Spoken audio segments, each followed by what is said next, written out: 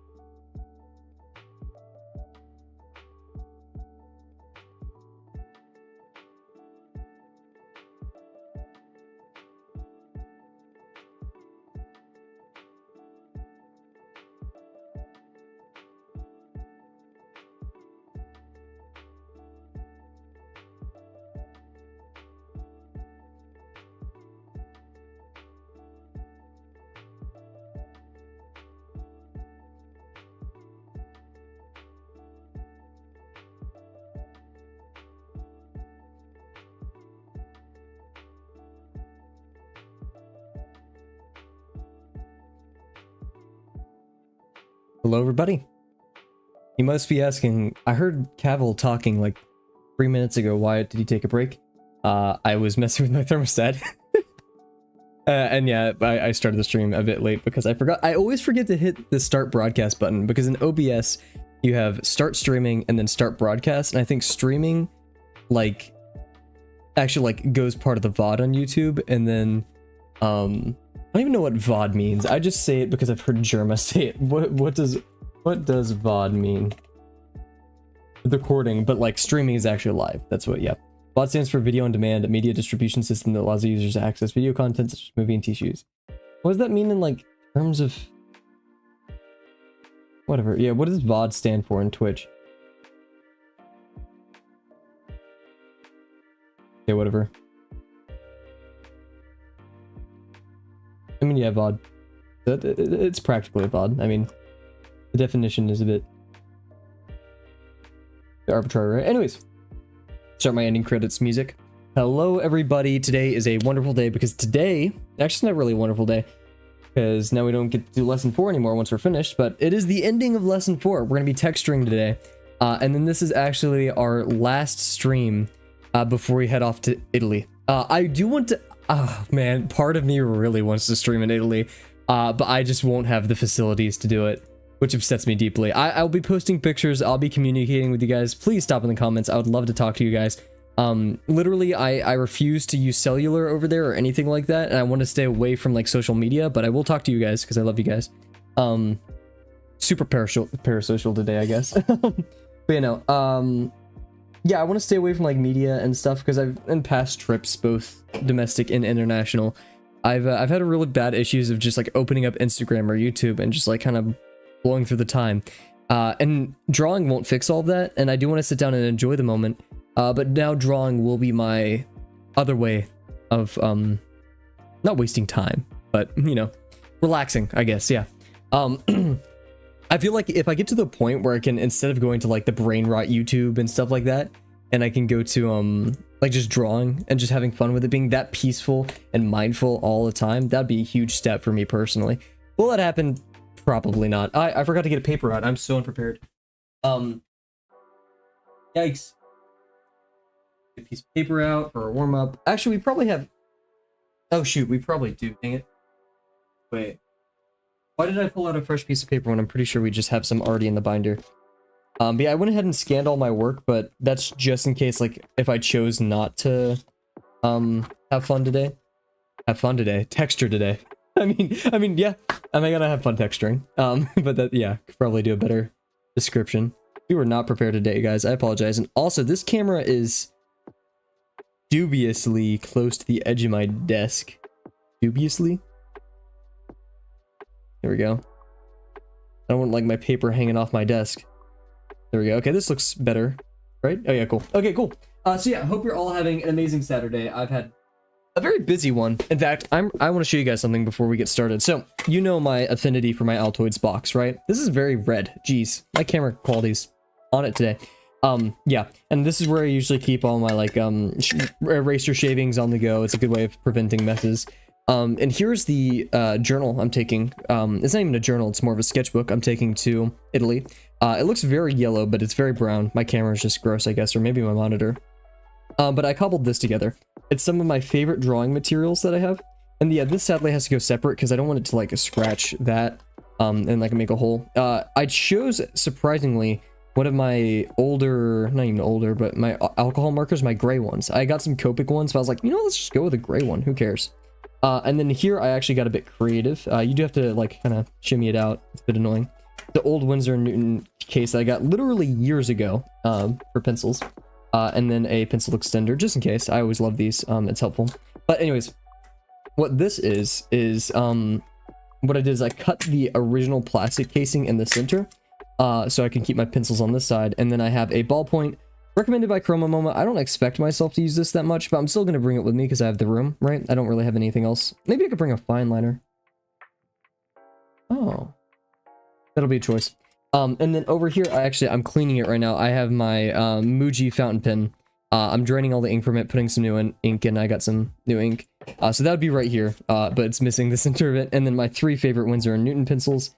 And yeah, so this is what I'll be taking with me on the journey. And you're gonna be like, Kavel, you got all these materials, but you're only using half of them.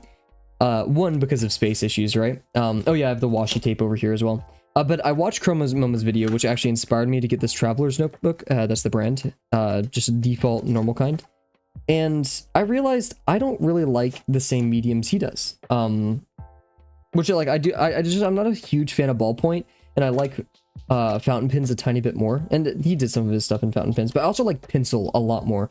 That's probably because it's more forgiving and I am a beginner, but I just love it. So I can't wait to beat up this sketchbook. I do have to get a bigger bag to carry it all in because I'm carrying a tripod for filming, disposable camera, this, my phone, my wallet, and maybe my portable charger. So it's gonna be a bit interesting to carry all that, right? But yeah, we got it all in here. And yeah, I may even like keep the washi tape separate. Because I just don't want it to be like super bulky. It's like, look at this. I don't want it to be like this bulky whenever I'm carrying it around and trying to sketch on it, right? I don't want to do that. But yeah, so we're going to take all that with us. Try to find a big enough bag to carry with me, yet not look like too much of a goober. I don't know what that is. Hopefully this isn't like... As you can tell, we've already gotten some ink everywhere. I've been drawing for it for a couple hours. Let's flip it over now. There we go. Ignore the wine glass. Anyways, let's do some warm-up. And man, this video is bit loud. Not totally the music I was going for, but whatever. Yeah, I'm super excited, guys. I'm very happy. I am sad that I won't be with you guys for a week and a half. But I'll be drawing, and that's kind of the spirit of this channel. And maybe you guys could do something. I know like a ton of people don't watch my streams. Most of my views come from my actual videos. But for those who are out there who are watching this sometime in the future or something like that, use this week to do something a bit extra for yourself. In terms of your skills and the things that you love doing. Because I love drawing every day. So maybe you do something extra special for that this week. Maybe you go on a trip if you need to. I've heard the, what is it? In the US, what are they called? Oh my gosh. National parks are bopping right now. So go head out to those. Do something for yourself if possible. And if you can't, maybe just walk to a park. And if you can't do that, draw something in your room, you know? Just make the most of a little. And enjoy it. Maybe make an extra cool song this week. Or maybe put like a weird challenge on it, like a song with some kind of condition. Like you can't use a certain type of note or beat or something like that. I don't know. And what's up, Delano? Hope you're doing well. I just actually, okay, I'm gonna show it again because I'm really proud of this setup. I made like a, oh wait, I think I put it in the Discord. Yeah, I did. I made a custom kit. And I'm super happy about it because it's all my favorite drawing materials in it. And it makes my OCD very happy because it all fits together pretty well. And that was a really bad line. Jeez. I'm too excited. My line quality typically decreases whenever I'm more excited. This isn't too fortuitous. Hope all is well on your end, though. And man, Delano, we're gone tomorrow.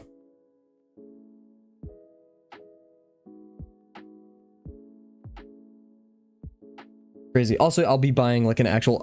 I'll send a picture, actually. I'll send it to Delano. I'm not sure if I'll post it. My current situation for storing art supplies is pretty bad. And I may be buying on Prime Day a much better alternative. So I'm very excited for that. These longer, larger, and somewhat foreshortened and parallel boxes always kill me. And this pen is dying a lot more. It's like this one's going this way, but it is slightly foreshortened, and this one's away. So if it was completely parallel, it'd look a bit like this, but we're gonna go right here. Maybe a bit more in. Also, I have some interesting... Oh, wait. Yeah, I buying some books on Prime Day. Huge. I was thinking of getting the book that Delano recommended. It's more of a video that Delano recommended, but it came with a book. It was on the Kira... Or not Kira, oh my god. Oh my gosh. Oh my gosh, give me a second. I got it. Araki, the artist and creator of JoJo, his history and what led him to become an artist and the kind of artist that he strives to be, continuing going forward, why he became an artist, his challenges, stuff like that.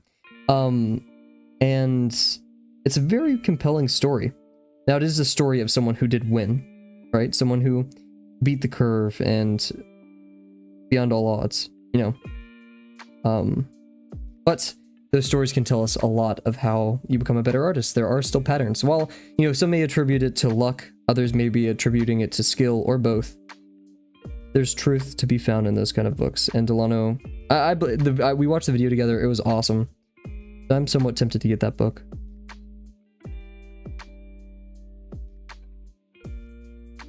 Now you may say, I sound skeptical. Because I am. I mean, not really buying the book as a mode of getting better at art, but I've always been skeptical of like self-help books for how many I've read. Because at the end of the day, self-help and improving things is only achieved through action, not necessarily reading about the book and dreaming about it, right? You can want to become a better artist, but sadly, I think Uncomfy literally posted about this yesterday. You can want however much you want, but at the end of the day, the best student is the one who goes out and, yeah. The book is more about his story and tricks on making your own series of manga. Okay, awesome, yeah. Yeah, less so self-help. But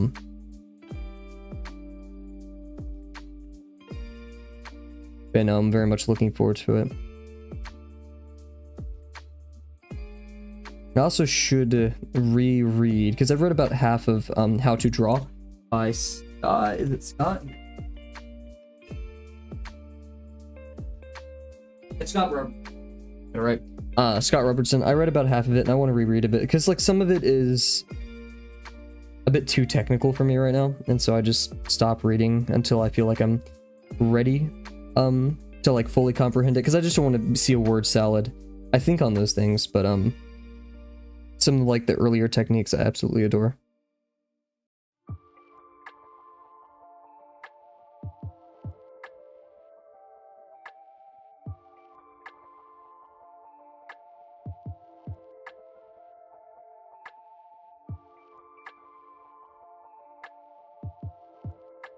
I will need something for the plane flight, but I do need to be sleeping the whole plane flight too, which is an issue because it's 9 hours and you eat dinner, I think, an hour into the air, and then breakfast an hour before you land. So, and it leaves at about midday for me. So that means I have to fall asleep practically midday my schedule, which is not helpful.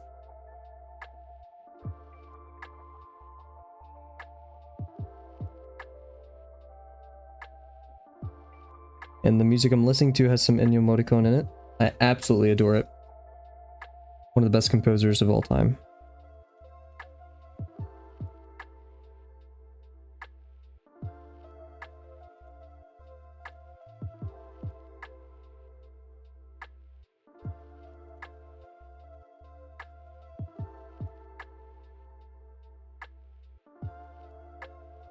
Yeah, I couldn't get into his book at my skill level at the time, yeah.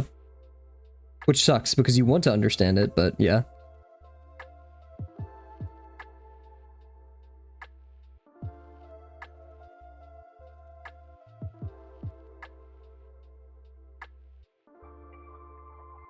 Drawing is a very confusing learning to draw is a very confusing process, because like literally at the end of the day you are just putting a mark at the page, but the process and how you just like decide to do that mark, it's so complex, and I love it for that.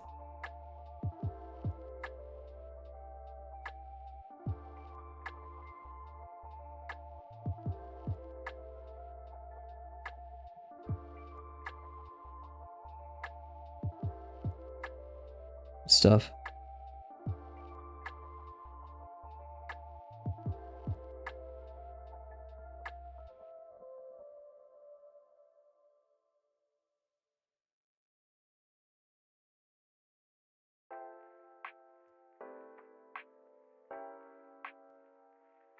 Oh, Married Life. Is that the name of the song? Is it playing? Yeah, huh. Very interesting. Got an ending credits as per usual.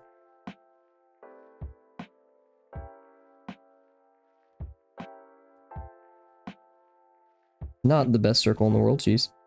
Even though, yeah, my plan for today's stream is just to be like texturing, having fun with our previous work, talking about it. So yeah, we're probably gonna fill up the whole hour, but I just want to have fun today, kind of relax with you guys. Yikes, okay. And probably lock in on a couple of these ellipses, because sure, we're not going to be intensely drawing today. I mean, textures are hard, but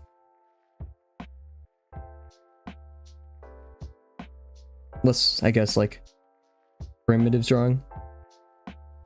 It's a little weird doing it, but I hate the heart covers what, like, half of what people say in chat. I have to look over here. It's a bit weird. I'm almost, okay. Yeah, it's weird. I'm about to finish the foundation of my first animal drawing. It's a little weird doing it, but I think I'm learning a bit. Yeah. The scariest part to me about lesson 5 is bugs can look uncanny to a certain extent, right? Because they're bugs. You don't really, like, your primitive brain doesn't really notice when a bug is totally off.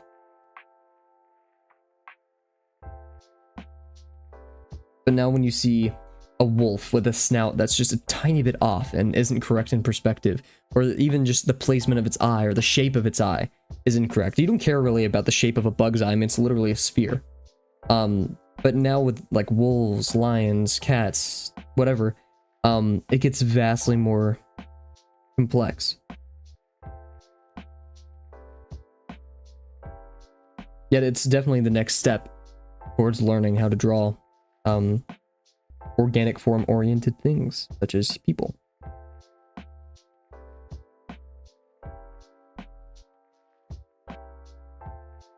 Regardless if you want to draw anime, furries, whatever it may be, robots like me, you still need to know those things despite the style. And in any case, you just at least need good mark making.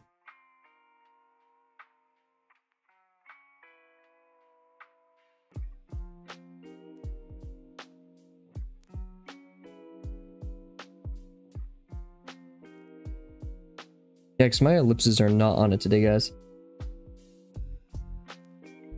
And Delano, if there's any... Oh, did I smear ink? I did, right here. Dang it. If anyone could do it, I know it's you. Back in the fray. Aye. Okay, I just... Oops.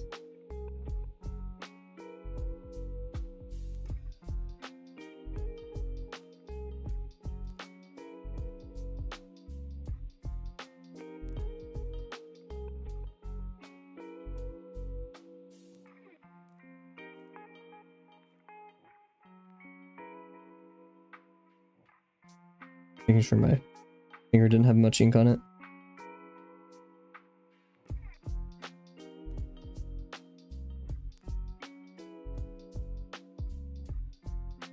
My goal is to get maybe one drawing in the airport while I'm waiting, but I'm not sure I'll be... Because I feel like it takes me about maybe an hour. I mean, yeah. To make a... Not a good drawing, but a drawing, right? If I'm really thinking about it, not rushing.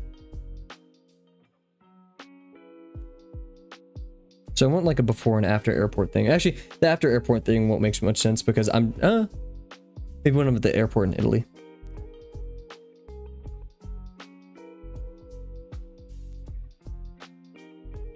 Did a lot more ghosting, I just noticed.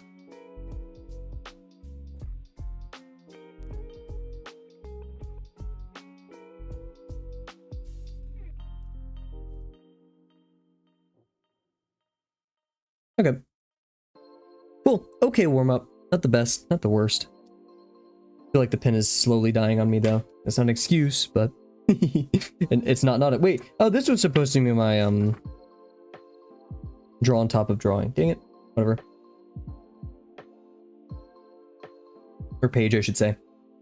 So yeah, now... Oh, to the scary part, we're gonna do some texture. And... Yeah, also, I want to relook at the Drawbox website to see what I have to submit. Do I have to submit my demos? Or, like, is that a required one? Because I just think it says 4 with, 6 without, or 4 without, 6 with texture. Yeah, 2 pages of organic forms with contour curves, just like lesson 2. 4 pages of insect/arachnid drawings that are purely constructional with no texture or detail. 6 pages of insect arachnid drawings that can go into texture and detail if you wish. Yep. Also remember that this homework must be drawn for reference. When looking for a reference, recommend you specifically look for high resolution. As you get started, here's an album of hundreds of high... Wait, what? This one full... I never looked at these. Yo, dang it. That's so many. Dang it. Oh my gosh. And the lesson 4 chat, or not chat, like on the website, the lesson 4 page, there's just tons. Absolutely tons of images. Hundreds. Dang it. Well. Wow. Okay, well, there we go. Dang it.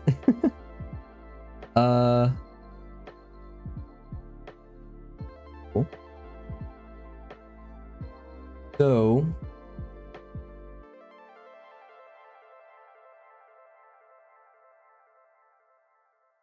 Ooh, Drawing Basics by Stan Prokopenko. That's Proko, by the way. And ooh, the basic that okay. So guys, I've been really thinking about what I'm doing after Drawbox because it is happening in the next year, and I'm stuck between either the Fundamentals course on New Masters Academy or Proko's thing. Now I got added.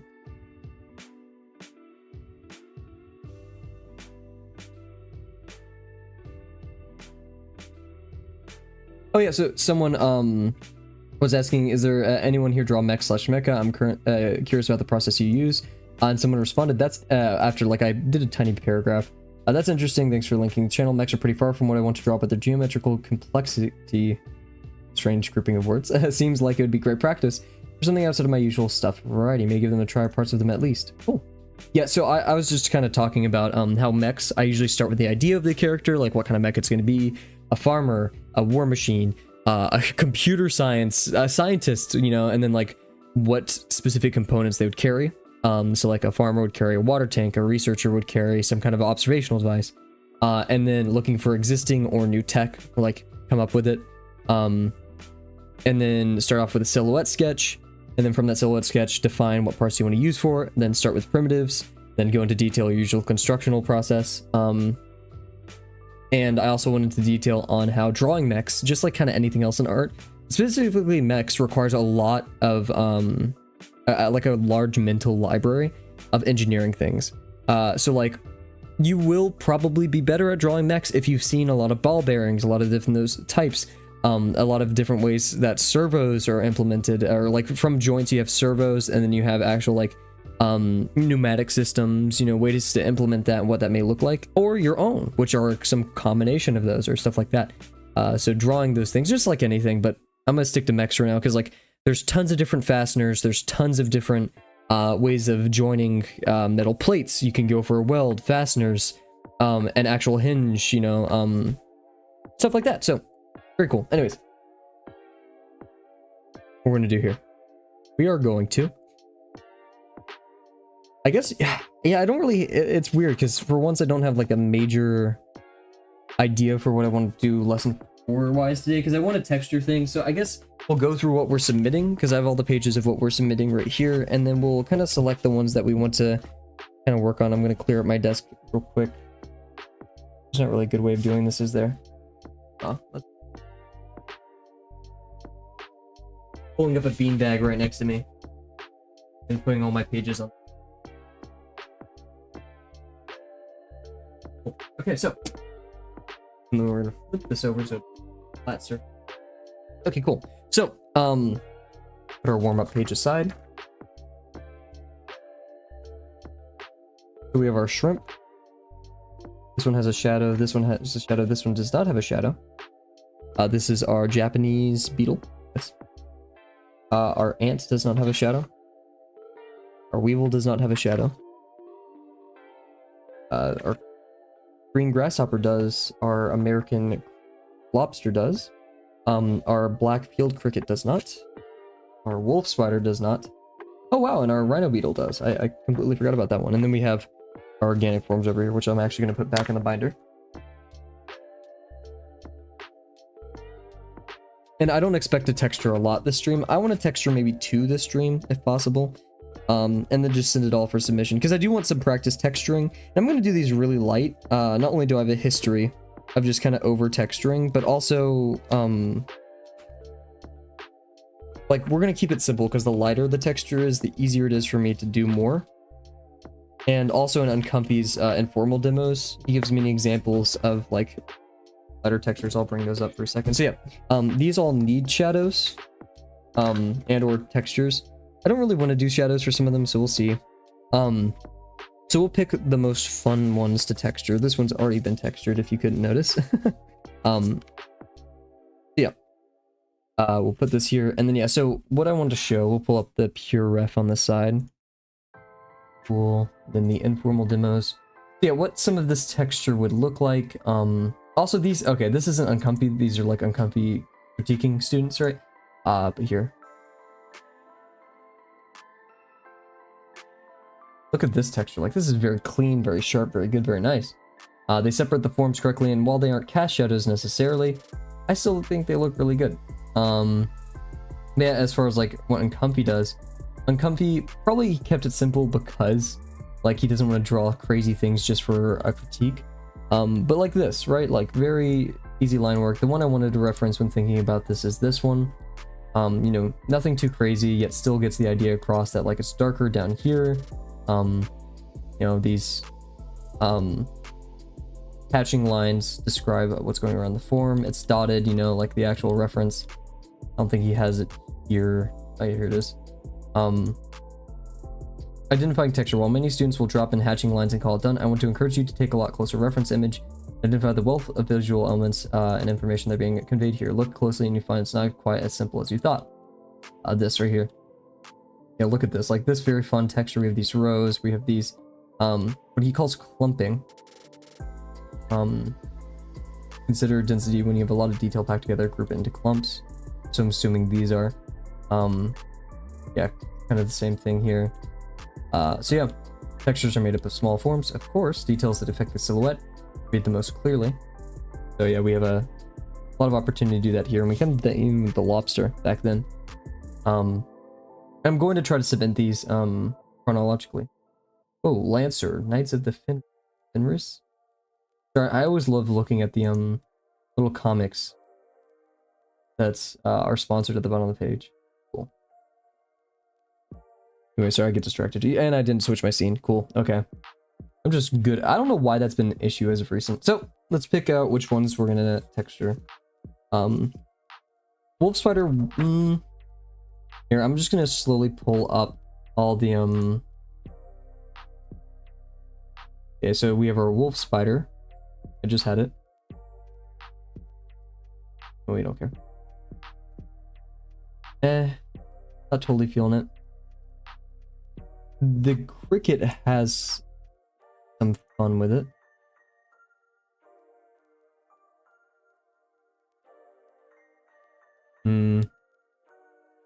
Maybe. Put that in a maybe pile. The Weevil, my friend. I have no idea if this one would be fun or not. Nah. The Ant. I'm gonna say no on this one as well, but let's look at it.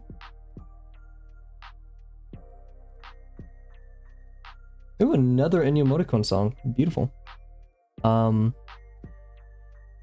Ant. There we go. Yeah, not much. Oh, there are like these little hairs here. Put in the maybe pile. Japanese Beetle, nah. I don't feel like it. Let's look at it one more time.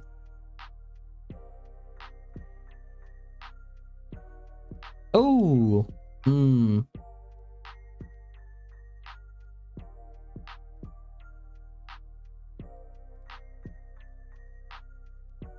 Okay, why not? Our guy over here.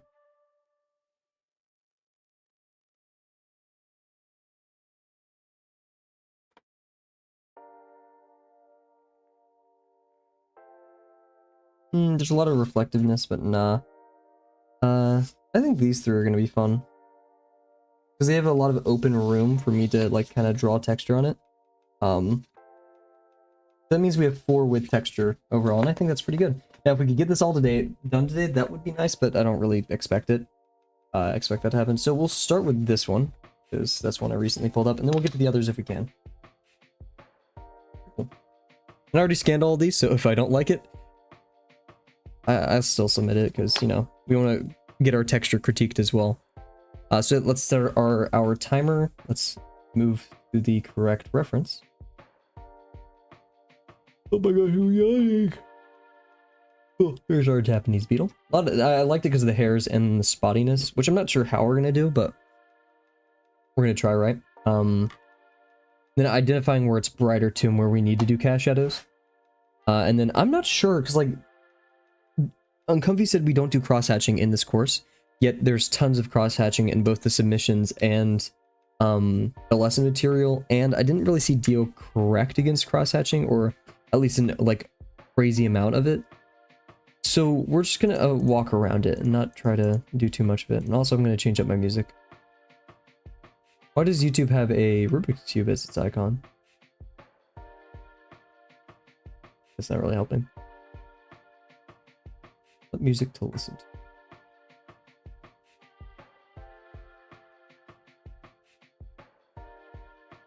Yep, Japan evening vibes. That's too lo-fi for me. Nobunoko. Nobunoko I've always liked. Nobunoko has been fun. Pretty good artist too.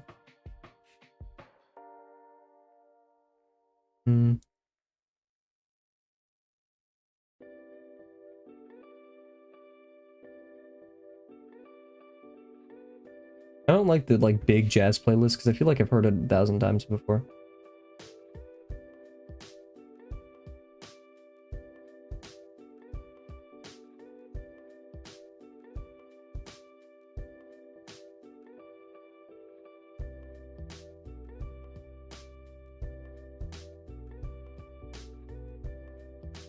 Start being so picky before, but you have to have good music before you get started. Come on.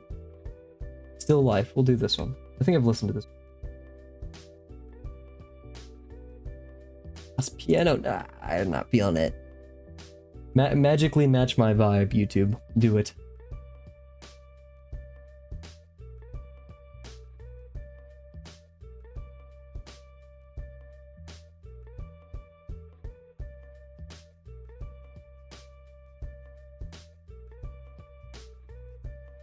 You know, we'll listen to some Nobunoko. It's silly, it's goofy, I like it. Shout out Nobunoko. Cool, okay. Take a quick sip of water, set our hour timer, and let's crack this open. I've been seeing on YouTube Shorts here, right? Good stuff. I've been seeing on YouTube Short. Oh, there's like a bump at the bottom of my sparkling water, and it feels like it's gonna tip over at any moment. Anyways, yeah. Start a timer. Yeah, I've been seeing on YouTube this guy who like feeds his chicken with like these traps that get full of Japanese beetles because he has like a scent, like a mating pheromone inside of it. Crazy stuff to look at because there's just thousands of these bugs everywhere. Cute little guys. Yep. I want to actually do something a bit different. I'm gonna start breaking into where like light is coming from, and so if you look over here, we kind of have this brighter area kind of happening. Actually, yeah, not even just right there. So yeah, we go like this, right? And then we're kind of just going back there.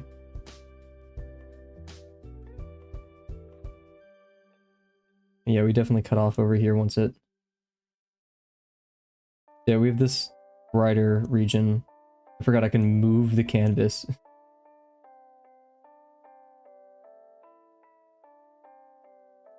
On our form. We have like, you know, this...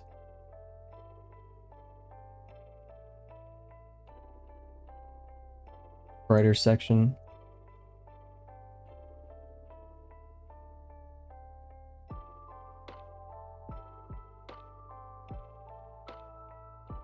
Kind of going where the main highlights are. Lighting is hard and I'm in no way ready to approach it, but it's kind of like what I've done for learning anatomy is just slowly walking into it. You know, not trying to stress myself out over it. Doing the easier problems first and making guesses before I learn the whole thing. I'm not really committed to any singular school of thought yet, and I don't want to be when it comes to learning about art or lighting or anatomy yet. I want to experiment, not get addicted to any method or anything like that, and then learn from the professionals, right?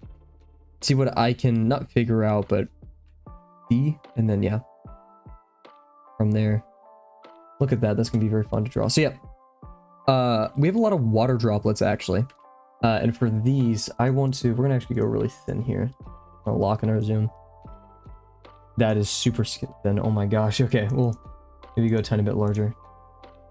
We'll switch colors too. We can go for like an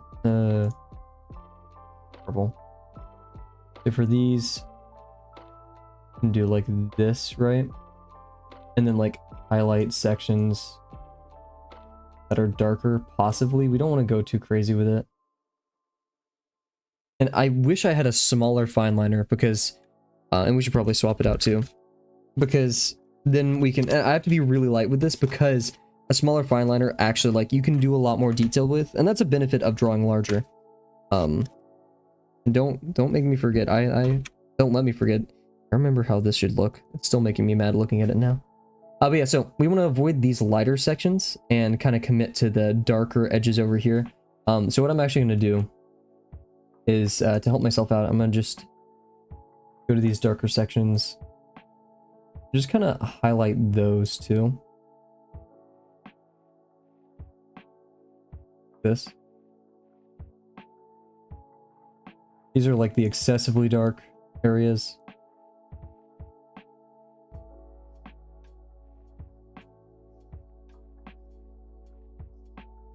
Stuff where I will probably be adding texture.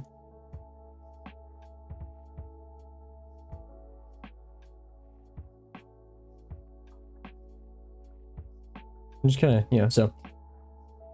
And these can be like transition areas from light to dark, right?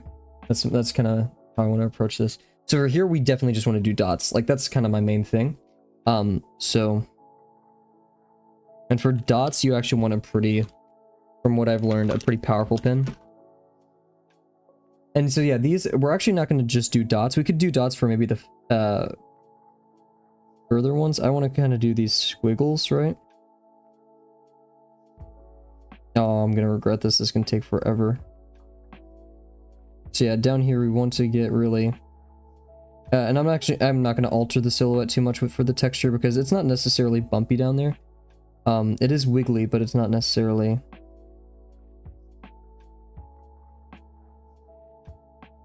I don't want to get too grid-like either. We should... Oh, look, I made a smiley face right down there. Can I make it a Mogos? You're right. I only say a Mogos like that because my friend says it like that, and he got me addicted to saying it like that. So we have like the head, the feet, and the backpack, and then the visor. There we go. Yeah, I think all of these I shouldn't do a single dot. I should do like... I'm also going to get a bit thinner too, because I feel like these are a bit excessive. So right over here. This is our thickest point.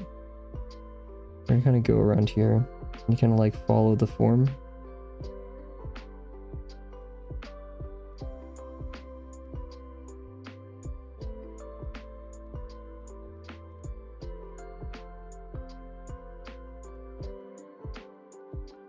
And we're gonna get really like...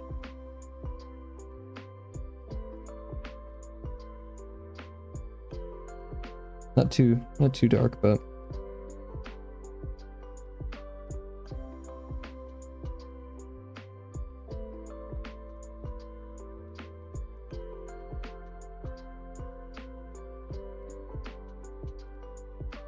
Same thing over here, we're gonna get pretty dark.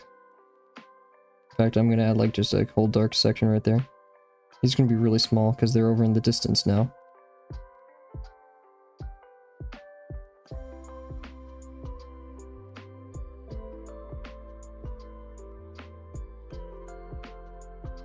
See, this is why having like a really fresh pin is helpful, because like on the side you can get these little shapes from it. Yeah, this goes like a triangle here, so we're going to continue with that kind of triangle.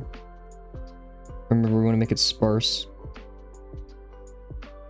Down here we can be a bit more, right? But here we want to...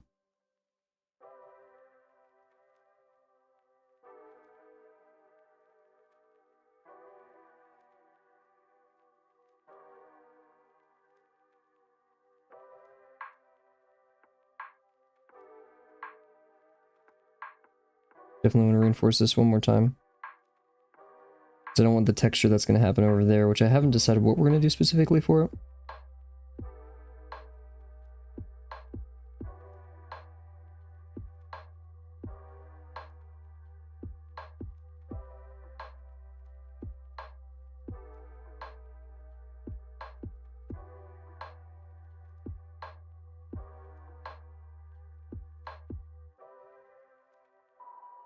Cool.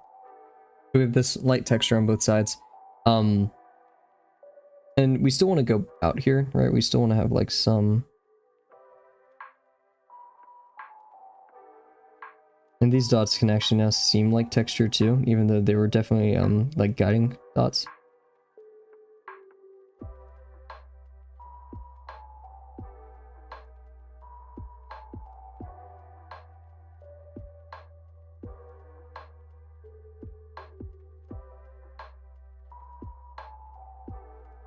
I'm gonna add like a... I don't know, I don't want this to be all black because that's gonna be a very stark contrast. I'm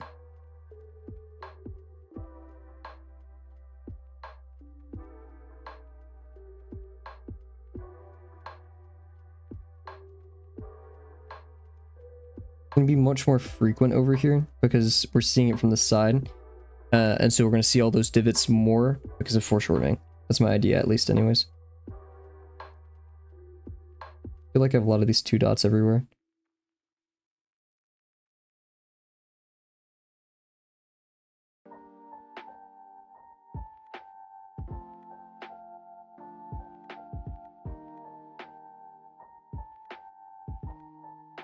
I'll start doing like overall shapes in here too.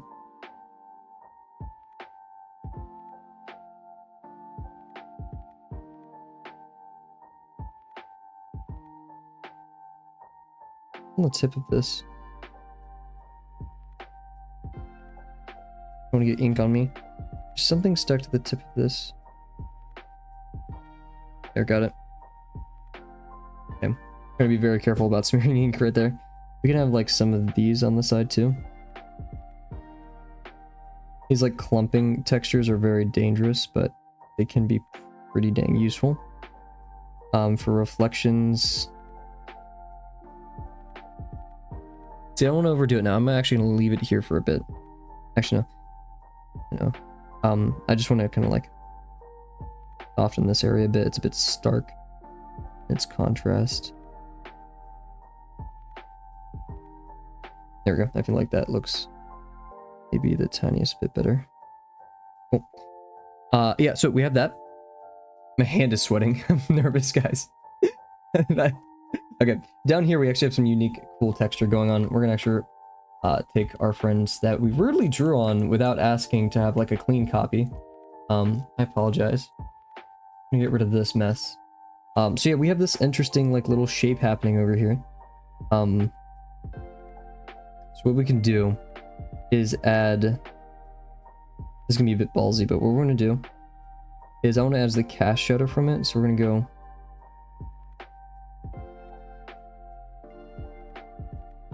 I really want to darken this too. Same thing down here. Same thing down here. Remember guys, we're still participating on the war on ink. We ought to be careful. Okay, so we have that ledge. And then it kind of...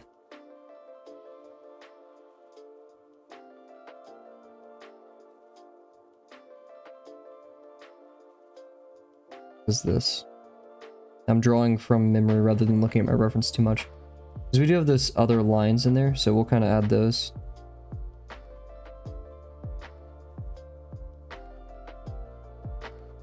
And it does lead up to this with like this curl. What I'm going to do is add some contour shadows to it.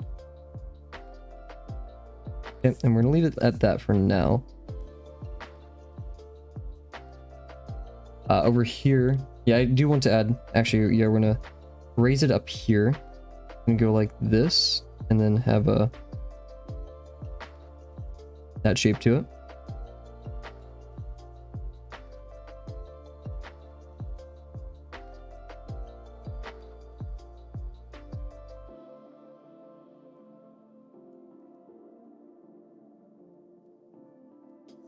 We're over inking now, Kev. Okay, I'll leave that there. Cool. Yeah, whatever. Very stark contrast here between the two, but I'm gonna leave it for now. We can do our little diamond.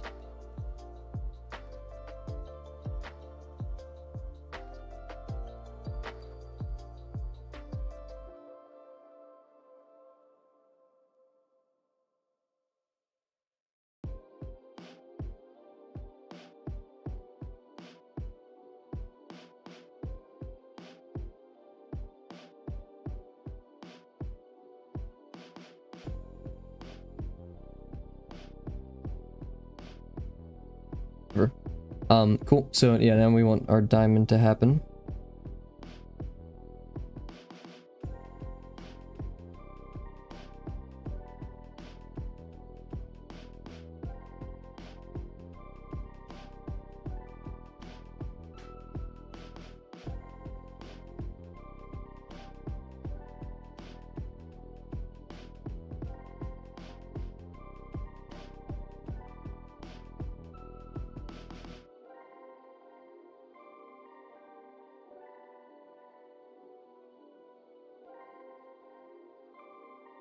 Now we have this traveling away. This is a bit tricky, but I'm not sure how entirely I want to do this, but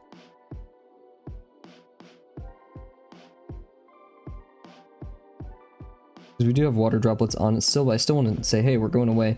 Not only that, we're kind of curving in, so this line right here is actually going to be black.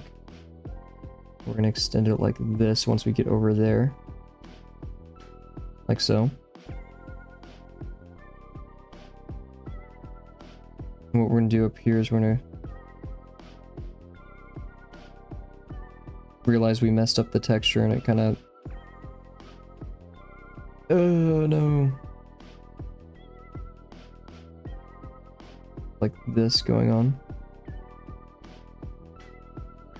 That kind of salvages it, but yeah, it's not the best.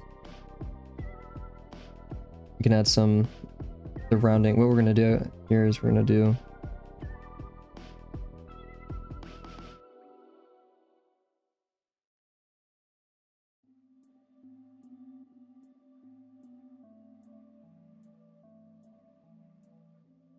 I don't know what we're doing, but we're messing around.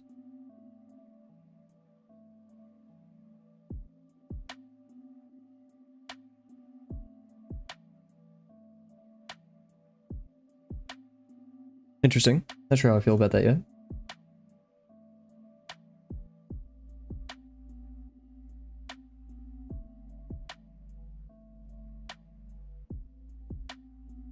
In terms of the water droplets, here we get to have some fun. We also do have a couple of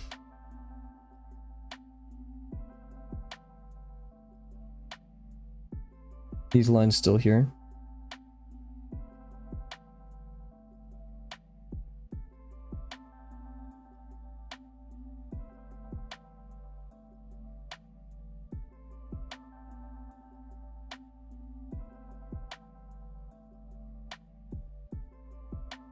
We do have these lines, so I'm going to kind of lean on that.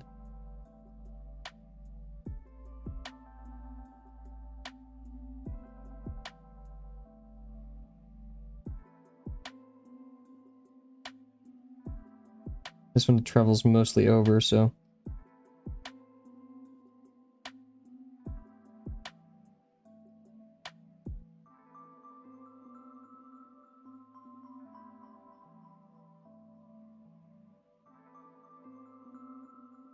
I actually start a bit larger with this one. And they kind of jump in frequency. And they're gonna, I guess, get larger and more noticeable. Or like darker, I should say, down here.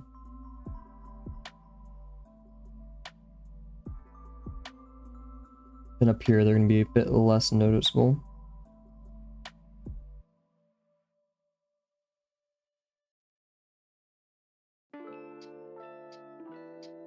Because this technically counts as a color shift, but you have like the water everywhere.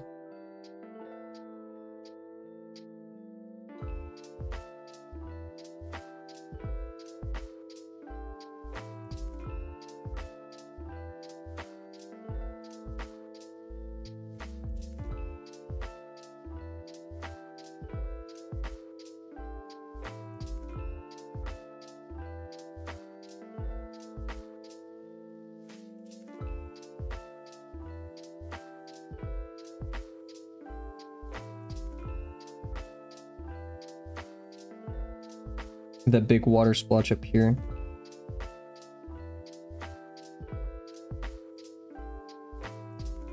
We're gonna highlight those shadows a bit.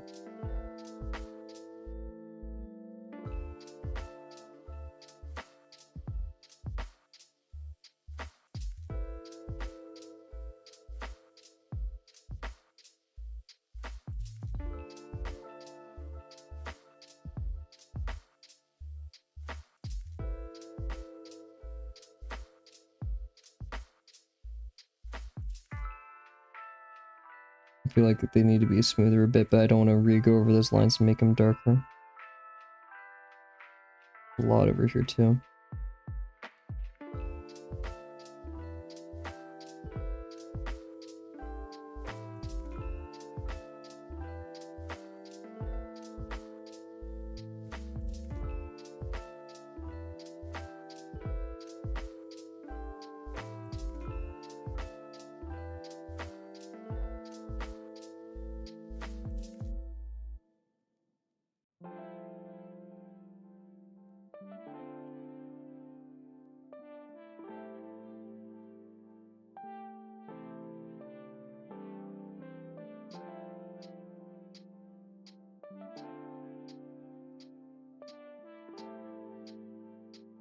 This one makes me angry a bit, but so whatever.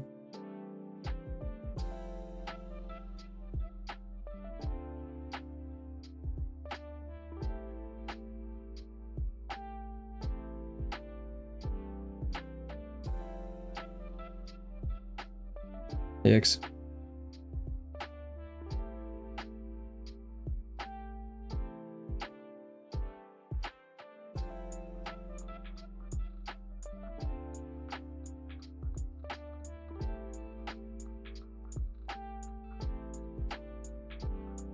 I don't feel like I'm obeying the form as much as I should whenever I put these water droplets on there. Need to be a lot smoother with their contour as well. I should probably put the water droplets first and then done the color shifts underneath. That probably would have been smarter. What I'm actually going to do back here too is I'm going to just give it a thicker line.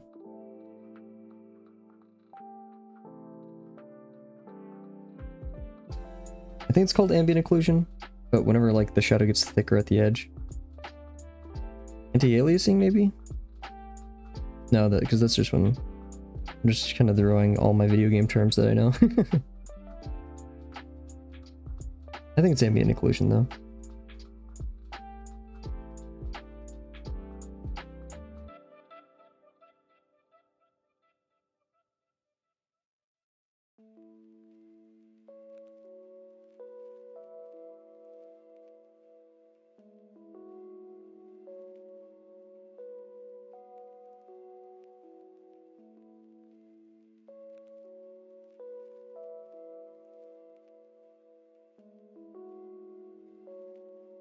Add some little water droplets to those silhouette.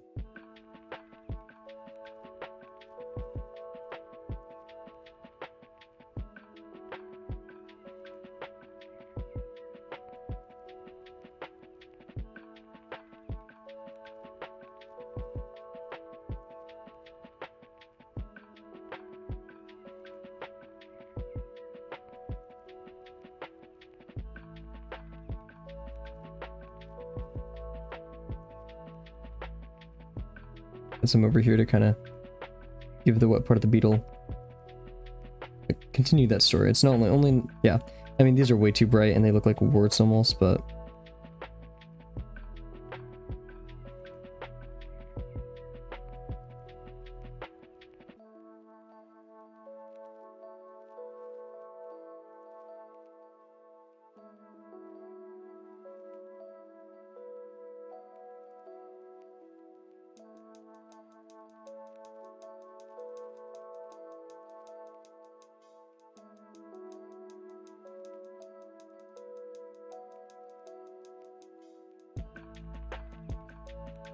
the head. Same texture. Definitely want to kind of emphasize the hairs coming out right here. There's like this sphere thing. The rest is pretty dark.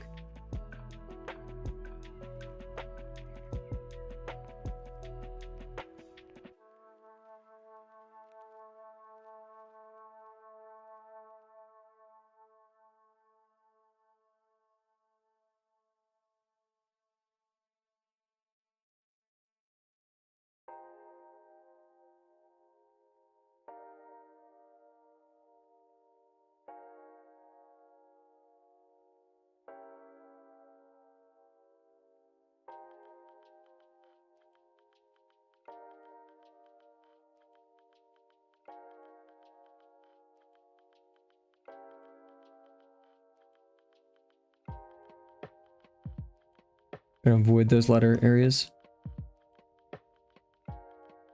There, we want to get that darker section.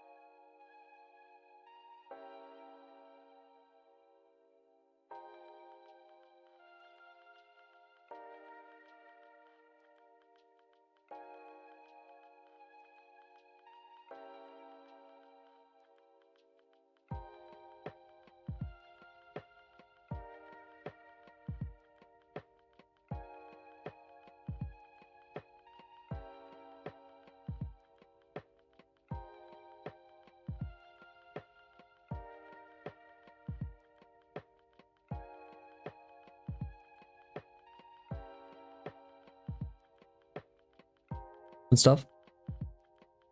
Like, we just need a tiny bit more darkness over here.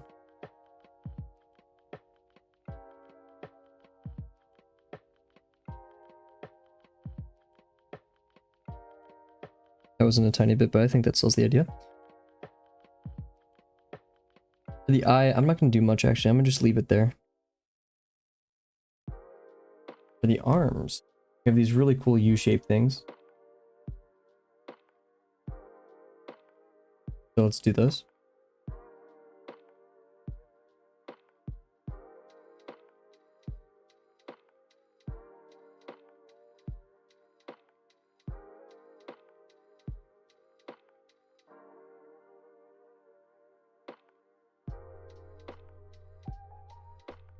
A little pickle. Worst way to do perspective drawing? I don't know. Also, welcome. Welcome, Dazzling Action. Awesome name. I don't know if there's like a worst way. I guess the worst way to do perspective drawing, if that is the question, unless you're saying this is the worst way, which dang. But no. I'd say just like, if you aren't experienced with perspective and you don't set yourself up with the tools for success, then that's probably the worst way to do it, right? Like, if you don't know how vanishing points work, how foreshortening works, and like drawing primitive objects in perspective, then that's probably the worst way to do it. Because I wouldn't say like there's a worse way to do anything at art, it's just not knowing, right? So make sure you just study the fundamentals, that you try to, you know, do your best to understand. And yeah, now the best way to do perspective drawing is to study it, right? To draw continuously over and over again. Draw buildings. Buildings are a great way to get started with perspective drawing, right? And then from there, do organic forms and start working on animals, people, stuff like that. But yeah, I'd say the worst way to do anything is just to not know about it, right? Not to actively kind of avoid learning the most important parts and then just going for it. But even then, sometimes that's fun. That's adventure, right? So like willful ignorance is the worst way to draw. Now, if you're just messing around, trying to have fun, trying to experiment, yeah, go for it.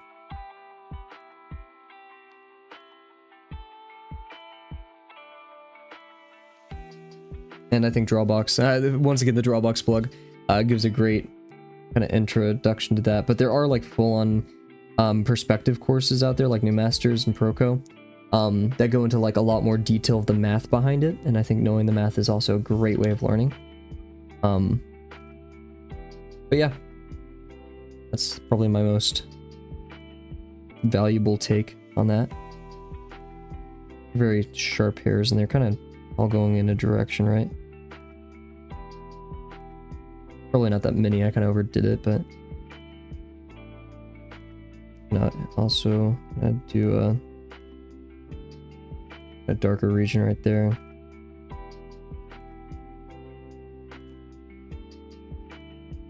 And I'm gonna actually not do it right here. Just a tiny bit of cross hatching. Never hurt nobody. Yes, it did. For example, the cross hatching, I don't know how to do it totally properly, and because of that, it's probably not the best way to do it. But yeah, if people try to ask you what's the best way to do something in art, kind of subjective, right? Plus, I'm no pro, so I'm kind of just regurgitating facts I've heard.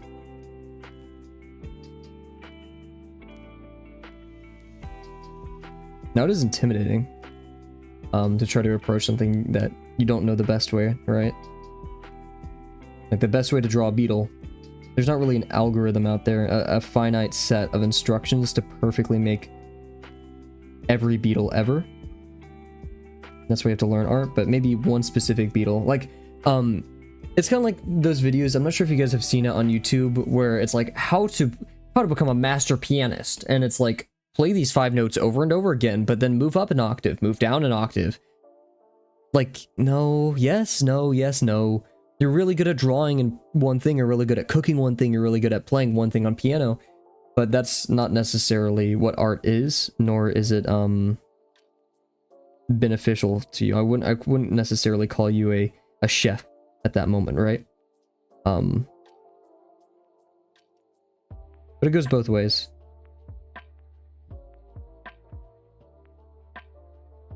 Tiny bit of a, yeah, this is a bit extreme. I kind of regret doing it that much.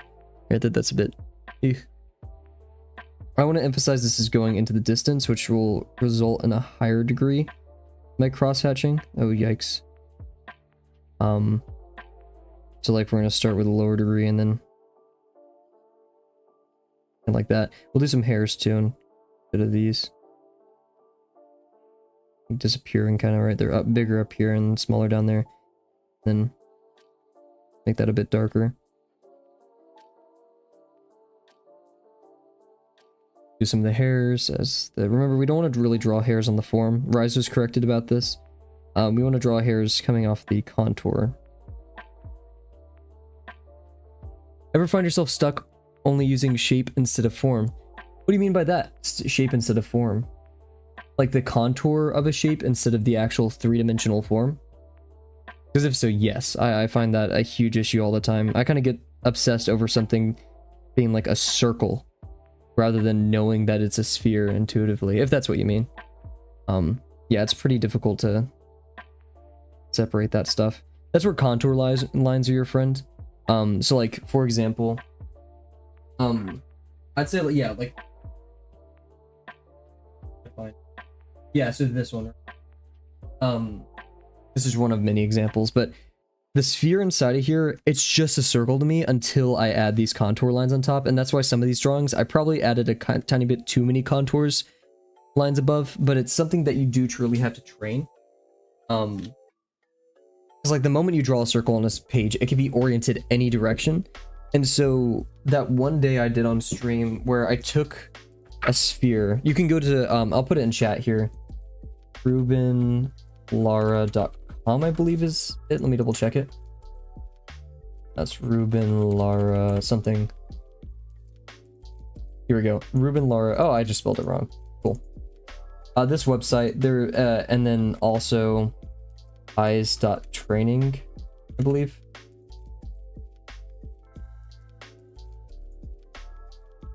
Pull that up. Yeah, so these are both two great websites. Ruben Lara specifically has an entire page dedicated to learning how to draw a sphere. Because yeah, when you have a sphere, right? As long as you have an ellipse in that shares the center point, boom, this is now a contour line, right? And now you can have any other sphere of any degree. Look at that. As long as they share the center point, you have a very realistic looking contour line now. And that's now a pole of it, right? And now it gets tricky because this means the next sphere you add for the z-axis is kind of, there's math behind it, but I'd put it like right there intuitively. Yeah, that's not right. There we go, something like that. But yeah, so like seeing a form,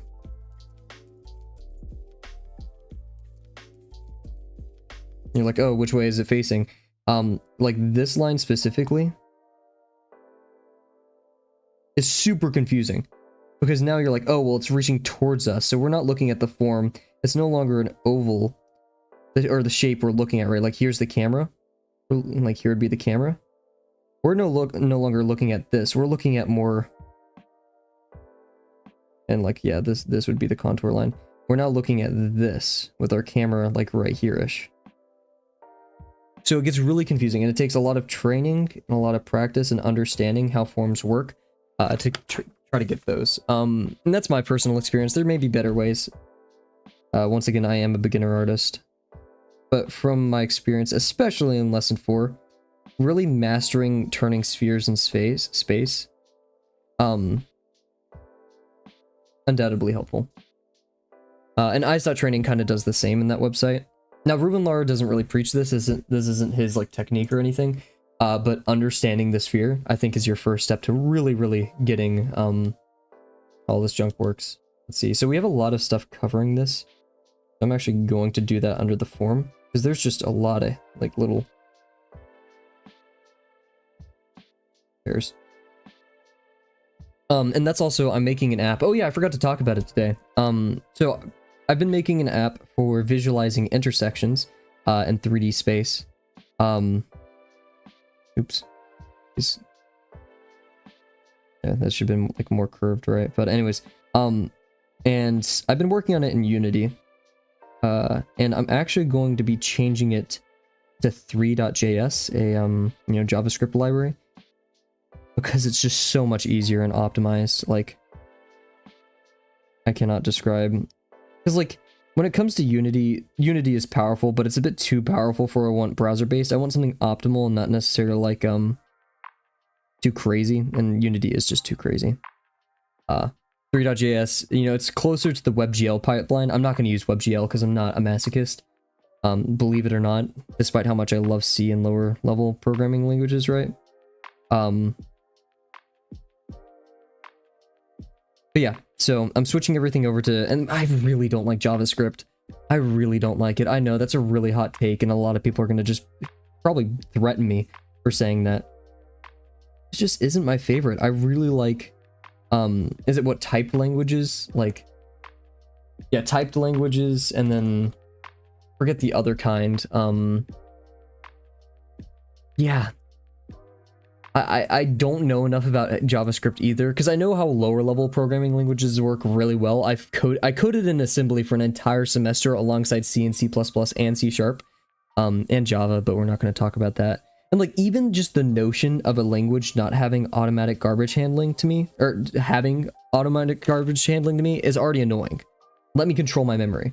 I'm making like some Linux user out there just like, yes, he's transforming, he's changing. But yeah, like, I get it. I get why, like, language, I like Python. I mean, I'll say that. I don't know. Maybe it's just because, like, the notion of, like, CSS and stuff, like, having that on the side of dealing with, like, HTML and CSS. Like, if I could just do something that's pure JavaScript for once, I'd probably like it a lot more. And just get in the field of JavaScript more. I like React a lot. I not a lot. Like, for the web-based programming stuff, I think React is pretty cool and much more helpful for what I want to do and stuff. But in that same vein, still just risky, man. Or risky. I just, I know in the modern world, there's not a lot of people who are like, we need C programmers that don't want to do cybersecurity. Like, I know. But, yeah. It's the world we're living in, to quote a man with a funny hat. To try to capture little dots on this leg. And kind of die out with the, But yeah, no, so we're switching over to 3.js. It looks pretty cool. I like how they describe things as meshes. It does mean I have to code my own intersection handler, which isn't bad. It just kind of sucks. It makes the UI design a lot cleaner and nicer. And that means, because like whenever you export from Unity to WebGL, there can be error, or not errors necessarily, but I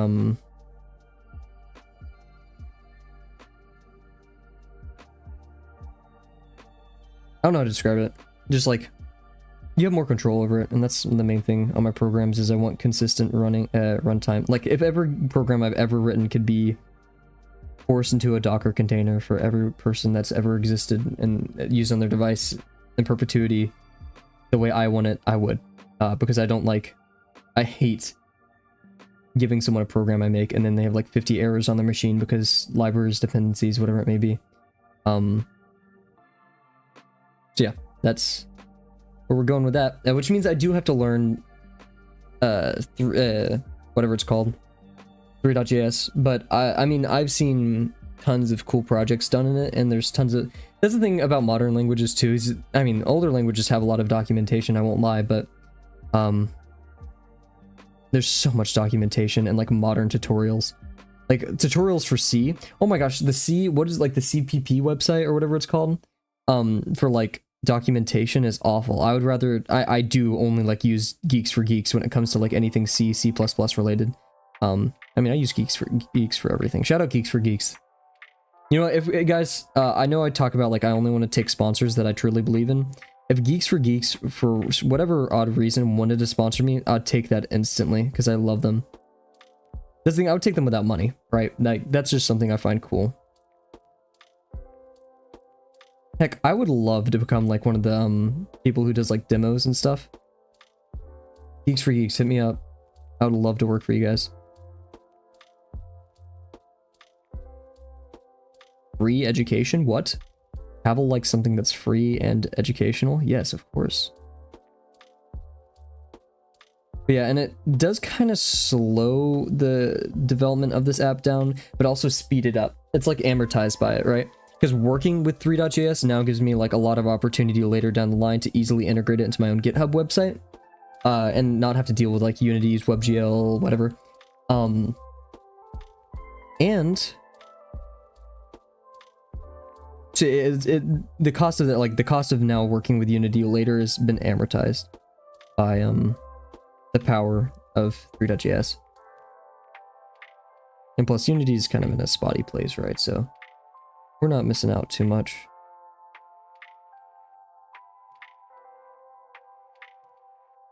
Okay, I'm gonna leave this texturing here. Cool. I like it a lot. It looks pretty nice. And then we'll do one more texture.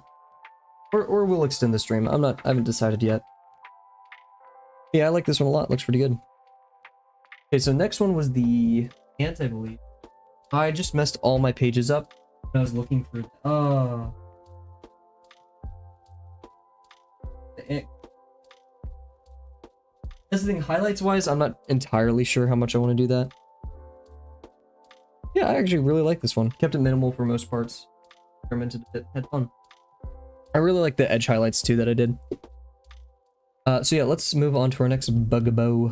Hey, look at this guy, it's so cool looking. Anyways. We have the ants next. Let's give it another look. I'm kind of debating how we treat this. Man, yeah, guys, let's maybe extend the stream tonight because this is the last one before we go to Europe. So let's try to make the most, right?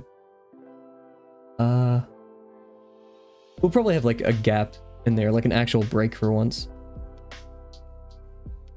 Where is our carpenter ant?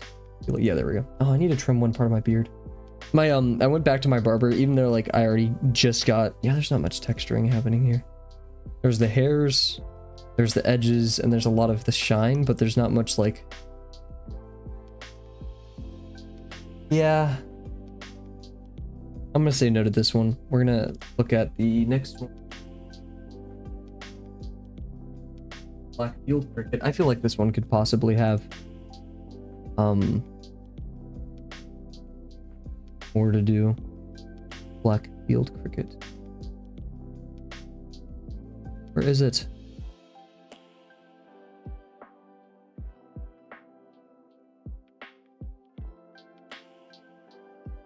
Wolf, spider, beetle, and sterna. Bush cricket. There we go. Sorry, I got lost. Oh yeah, this one's gonna be fun. Okay, cool.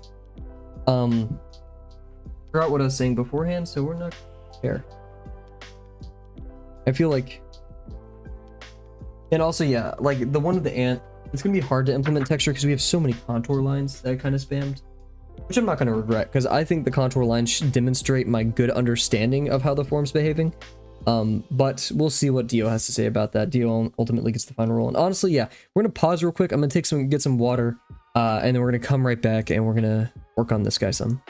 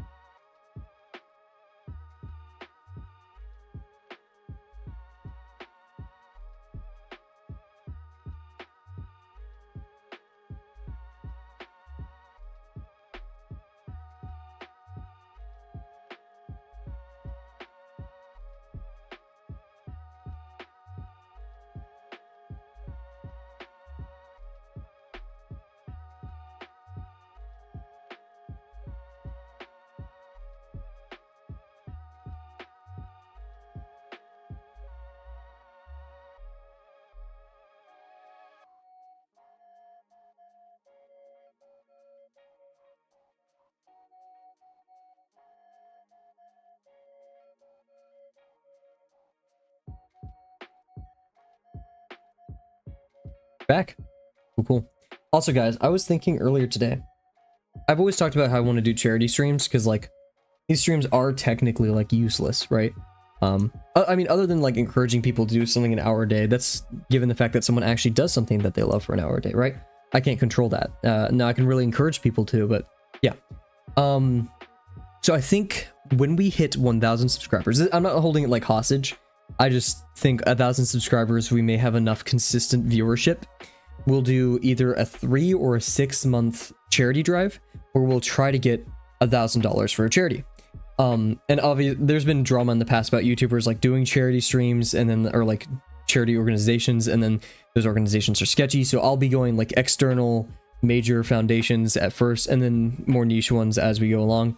And our 2 that we're gonna pick, I'll let the community vote. We're gonna do them both in that year, like 1 for 6 months, 1 for 6 months, 3 months, 3 months, however we want to manage it, right?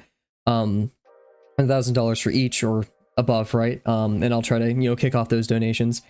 And like if we reach the goal, there could be like a face reveal, I shaved my beard, you know, something fun like that.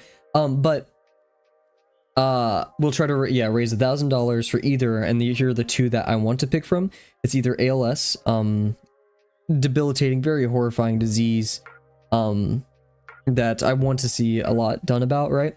Or one that's a bit more personal, which is the Neuroblastoma Cancer Foundation. There's multiple, so we'll have to pick one that seems reputable, and I'm going to try to do my best to research the heck out of any organization that we try to support on this channel, because the last thing I would want is the money being stolen, right? Or going to, like, even if it is like a non-profit, there's like crazy laws out there that allow people to like get away with like pocketing some of the money. No. We want all the money to go to not only like going, because like how a lot of research works is it's not just funding it, like funding supplies and stuff, but it's hiring doctors and saying, hey, we are going to give you a livable salary so long as you do your best to like begin studying this, to do stuff like that. Now that's a very gross oversimplification of how research works. I mean, a lot of the money does go towards the equipment, towards man hours, towards blah blah blah blah blah. But yeah, I want to make sure every dime spent or given to this channel towards them goes to something reputable that we can trust, blah blah blah. So yeah, putting that down on paper now. Will we hit 1,000 subscribers? Who knows? But it's a goal, and if we don't, if it like slows down, maybe 500 viewers, something like that. Who cares, right? Anyways, we'll take a quick sip of water and then get into it. Cool. Oh man, this one, it's like wobbling. I'm gonna put my water bottle in front of this can of water, my sparkling water. So if it does fall, it'll fall onto my PC rather than my art, because I have priorities. And let's see, let me make sure. Yeah, this is the more worn one. Wait. Oh, okay, yeah, sorry. This is the more worn one from that pack. Sorry, okay, cool. Yep, we already have some thick outlines. What we can do here is we do have these tiny hairs. Look at that. Very tiny hairs going that direction. We have these little things that we can easily add to the side of this as actual forms. Same thing down here. The back leg, looking very cool. This is before we got really decent at like controlling the size of our legs. Over here we have these hairs, definitely this reflective part that goes over here on the eye. On the antenna we have these little marks, contours. We could add some patching on this. We could add the shadow underneath too. Actually, we need to add the shadow on that one as well, which I hate doing, but we'll do it for you guys. Cool. And yeah, this actually should have continued over here. Interesting. Anyways, yeah, so, and then we have our wings too. Why did my voice kind of sound like that one character from Smiling Friends? Fill our bellies with cola and smoke weed and play Burnout Revenge 2 on the PS, or Burnout Revenge on the PS2. Sorry, I like that character. It's very funny. Anyways, back to this. Yeah, I don't know really where to start because this is a very glossy individual. We do have these hairs, kind of this interesting texture right here. This is back when we were drawing a bit smaller as well. I mean, we filled up the page. But yeah, I guess we'll... the wing is its own beast. That's gonna be interesting, right? I want to start right here in kind of the middle though. We do have this darker region, but you can still see the highlight across. So yeah, we do have this region. This is also the question of all time too, is do we do highlights as like the glossy, right, the like cross hatching? which I do like sometimes, or should we just do like these empty zones? And I kind of like the empty zones a bit more. I'm gonna start right here. Cool. And then yeah, that's gonna kind of carry along here. My hand is sometimes naturally this shaky.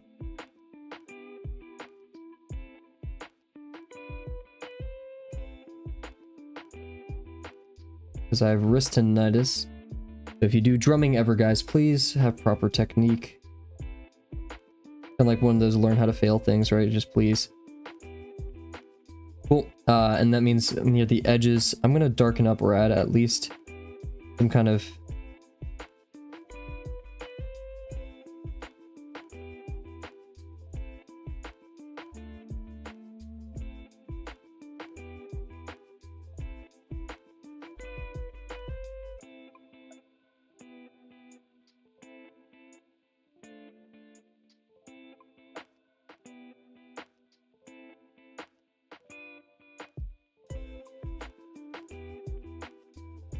more cross-hatchy. You can stop it with the cross-hatching, honestly. A bit too much. And then here, I want these, like...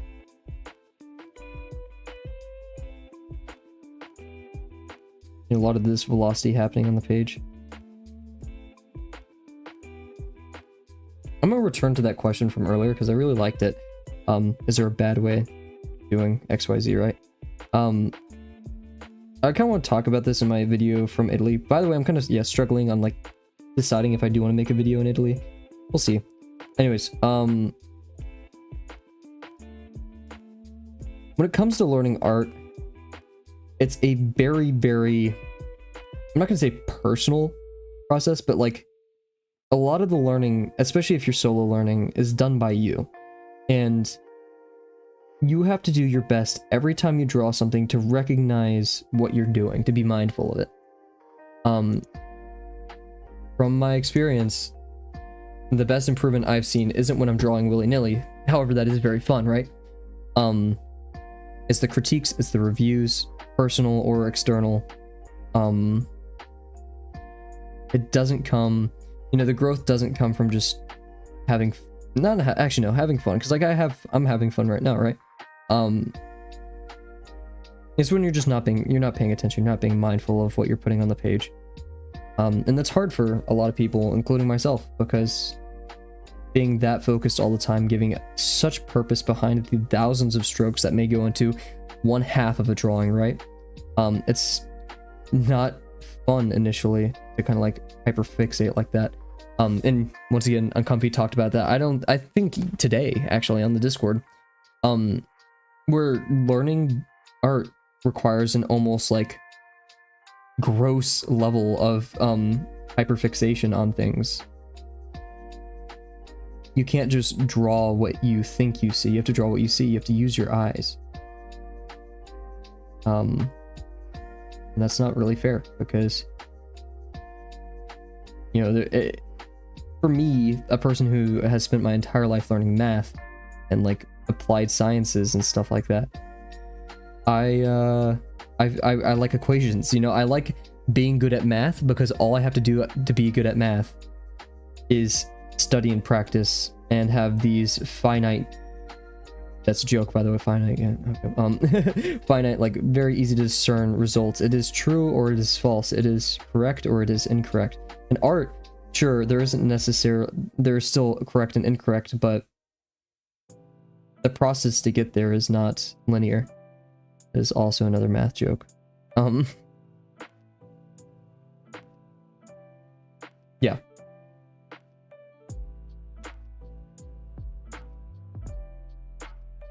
Yet it's so fun. So we're gonna beef this section up right here. And we're gonna go.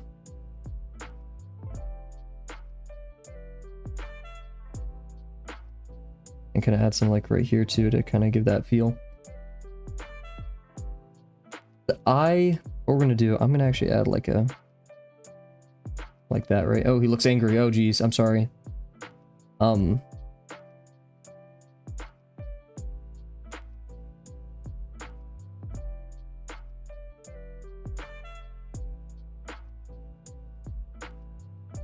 I'm gonna do these right here. Yeah, these should have been individual forms. Kind of like going into the past and correcting stuff that I messed up. What is this? Oh, this is supposed to be like a dent. Interesting. Yeah, I don't think I did that well or correctly, at least. I tried.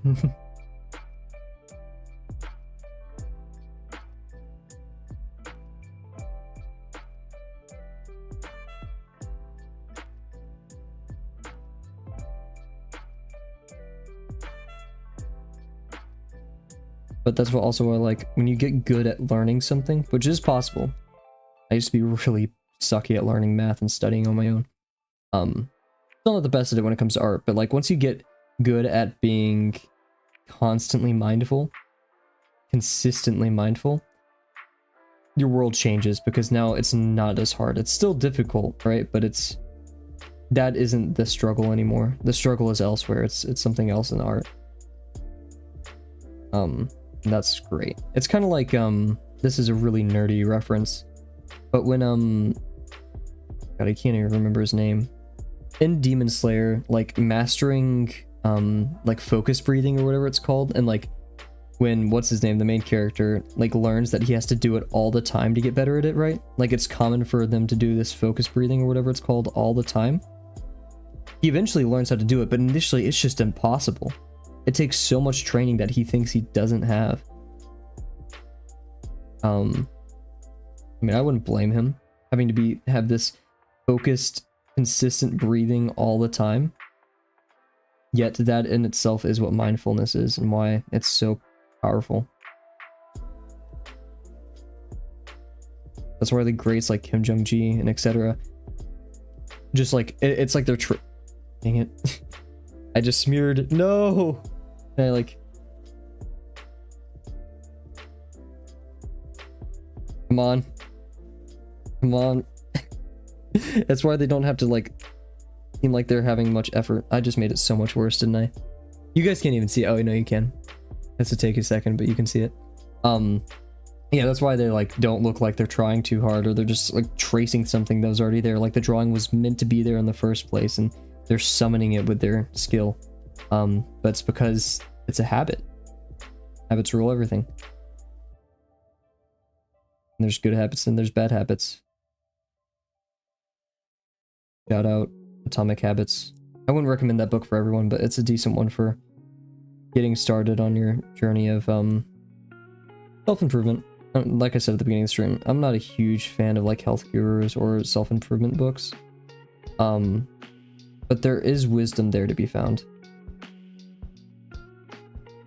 I think the best self-improvement book I've ever read is The Tao of Pooh. It isn't even a self-improvement book. I just like in Taoism the concept of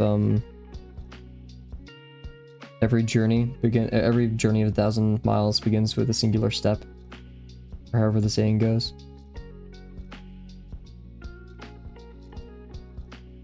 Noting that alone has helped me a lot in approaching things like drawing. Like when I first started working out, I had been working out for years, or like actually doing workouts that were healthy for me. I'd been thinking I was working out for years, but I was just kind of like doing the absolute worst for me and my body. So then finally doing something correctly that I thought I'd been doing correctly for years was really demeaning. But sticking with it and having fun with it, involving my friends, helped me indubitably. And if you're gonna ask Cav, how could he be working out incorrectly? And I was the kind of person that just like went in my room, did like tons of push-ups and then called it a day, which isn't. That's the tricky part. That is a way of getting stronger. But if you do it wrong, you can hurt yourself. Like if your form is incorrect, then it can lead to some damage. What I'm gonna do here is we're gonna do some. And it's just not an efficient way of getting stronger or doing any of that.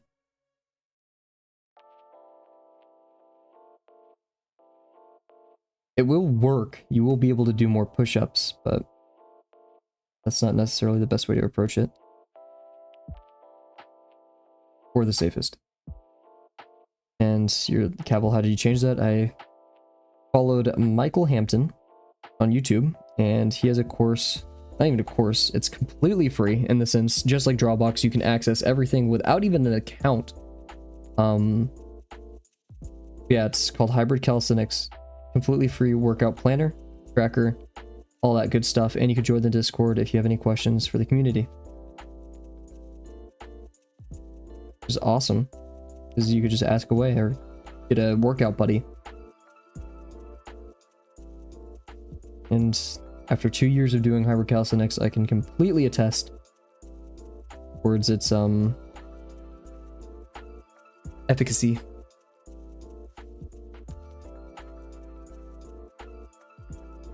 And I think if anybody's doing anything exercise related, running's up there. Running's a great way to lose weight and stay in shape. But calisthenics are just so fun and so cool. And calisthenics is one of those things that everyone kind of needs to an extent. If you fall over, you know, when in older ages especially, like giving yourself hip mobility and your calisthenics doesn't have these crazy feats of like one arm pull-ups, one arm push-ups, you know, dragon flags. Dragon flags are cool though. Stuff like that. It is body exercises, all that good stuff.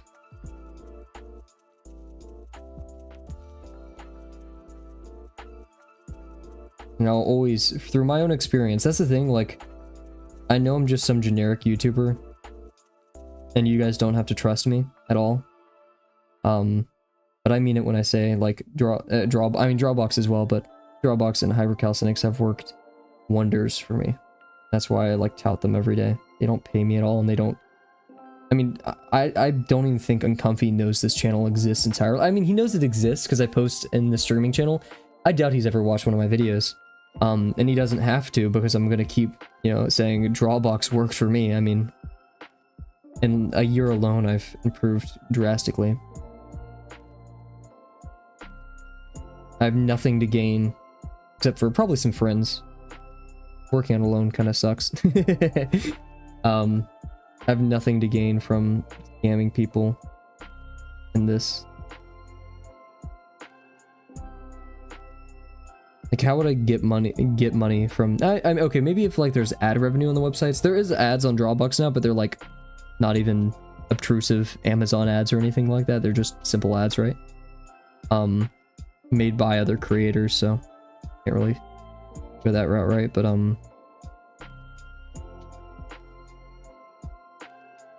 what am I saying?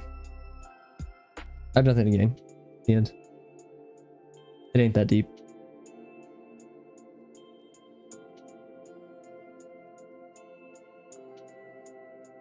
Little hairs on these legs.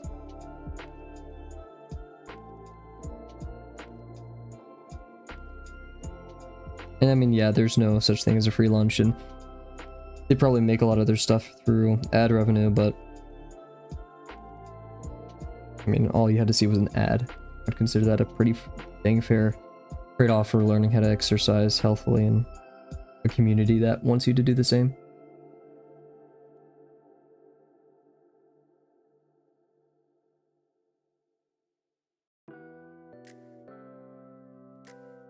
I've been a bit ranty tonight. No clue why. That question was a good question though. That's what kind of like spurred on this.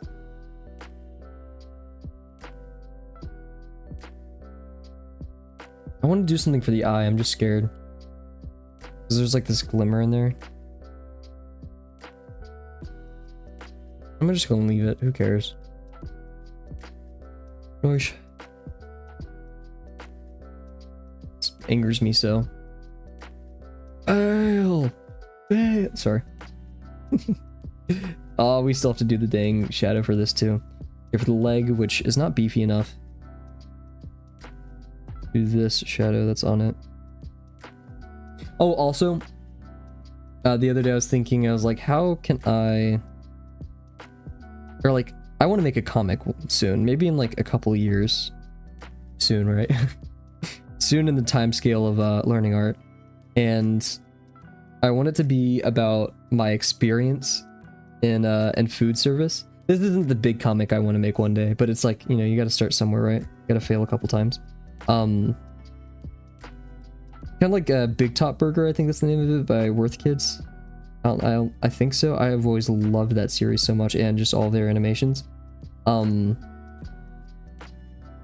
yeah, no, and it's, yeah, my experience in the food industry, the short time, and it wasn't a total experience, but like, not necessarily the arduous nature of selling food, you know, like working in a restaurant and in a kitchen, because you can make jokes all day about how mean certain customers are and stuff like that, which there will be, but you know, it's more the people you meet. And I think anybody who's ever worked in food service will agree that like a lot of the fun of the job comes from the people. Actually, yeah, like 95% of it comes with the people you work with. Sure, there's maybe some regulars that have funny stories, maybe like they usually show up, but now, oh, we know if you get divorced and, you know, your significant other shows up or stuff like that, like we're you know, we're nosy. Sorry to say. Hey, I'm sorry, if you order something weird, you will be judged.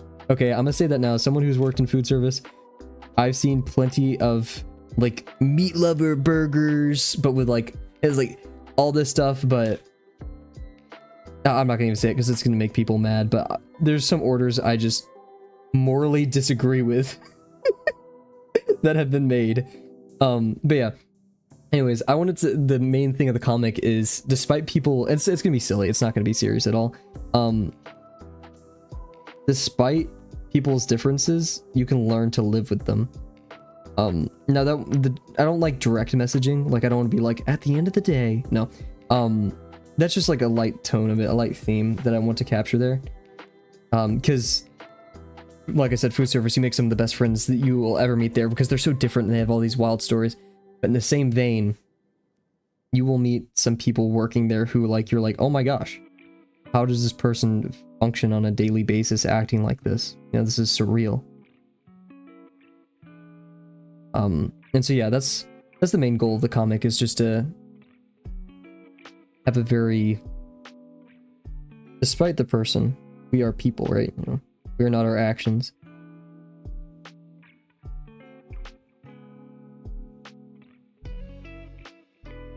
And I think the kitchen setting is a great example of that, because despite our differences or agreements, usually when a rush hits, it doesn't matter. It's kind of, you know, we gotta work together to survive together in those moments.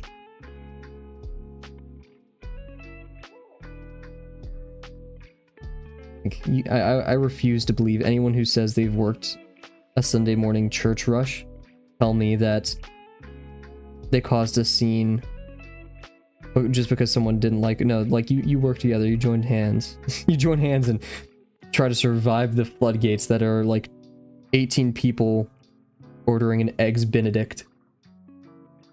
And then like the rest of their family having their own mods and stuff. And you have to convince the chef, or the line cook, I should say, to make it despite how stupid it is. Or like a... that's gonna be a joke I'm gonna put in there. Servers, like, they will just this is not a shot at servers, but sometimes servers will just like say yes to things that blatantly aren't on the menu, especially with cheeses. I've noticed that like people want some really weird niche cheeses in my experience, and we just don't have that, and we can't go to Target for you and get that real quick. But the server doesn't want to go back outside and say, hey, we don't have this, I lied. And then they usually blame the kitchen. I was told that on my last days, like anytime like something came out wrong because of them, they just blamed me. Fair. But you know, yeah, I want that to be a bit like, they keep looking at the tickets and just being like the chef and maybe like a line cook and being like, what the heck? And then like looking over at a server and the server's like being silly goofy, I don't know.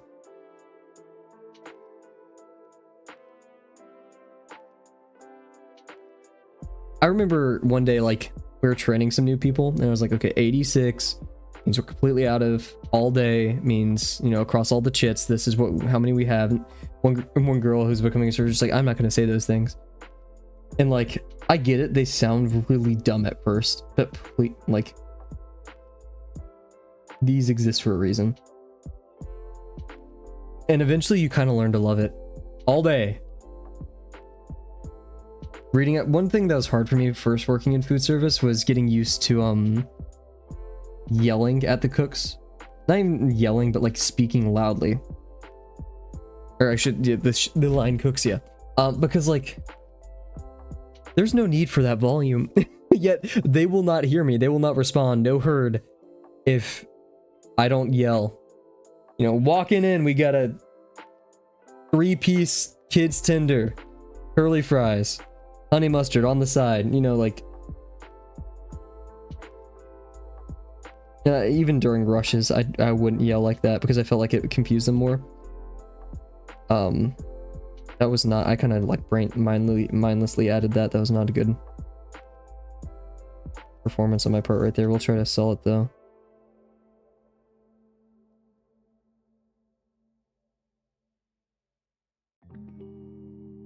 Ooh, another bit could be like, actually, I probably shouldn't say that. I'll just leave it for the comic. But that's definitely happening, right?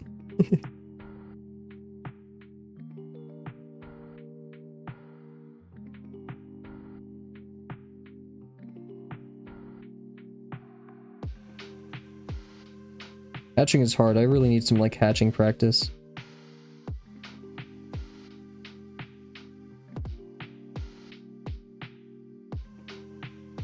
And that's the thing, the place I worked wasn't even like that chaotic when it comes to food service. I could not imagine like a full scale like 5-star restaurant.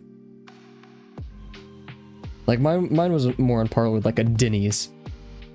You know, like probably not that chaotic. Okay, we have a lot of this texture here, a lot of this velocity.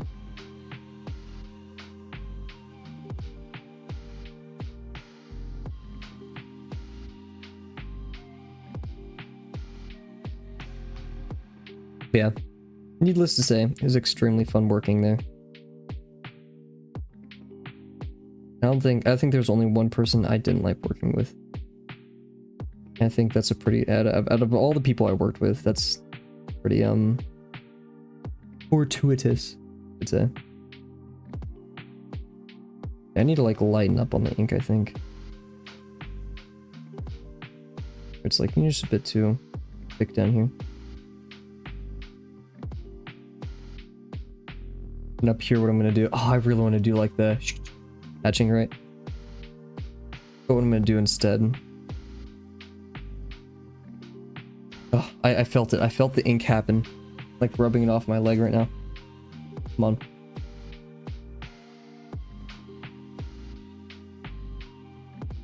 For now. We do have this pattern still going here. It's gonna, it can kind of like triangles up like this. We have like these.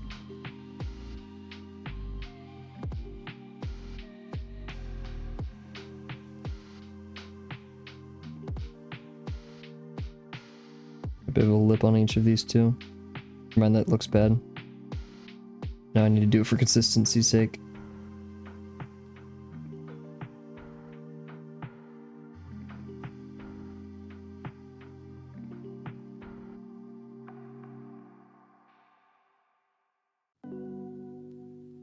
I think one good method for doing texture is start with like the light zones. And then like I said in my video, work through the middle, and I still believe that, but like having these little light zone textures for each one, right? Like kind of going like this for each one.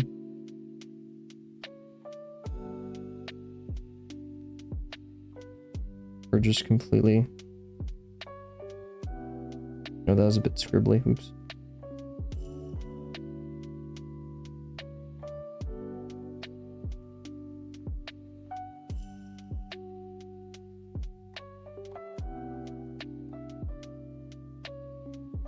I'm gonna add something back here. Probably like a really deep shadow. And like...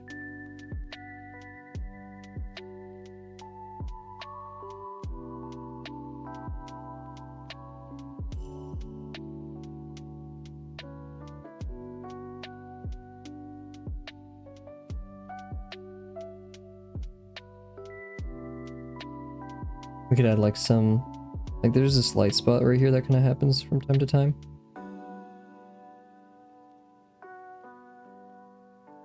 There we go. Okay, cool. I like that. And then the wings. Yeah, I did the wings as a singular form, which kind of messed up, but whatever.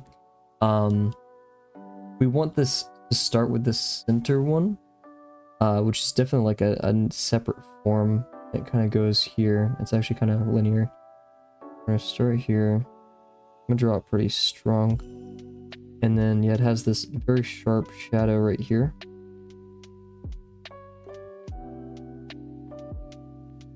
Then tapers off like that.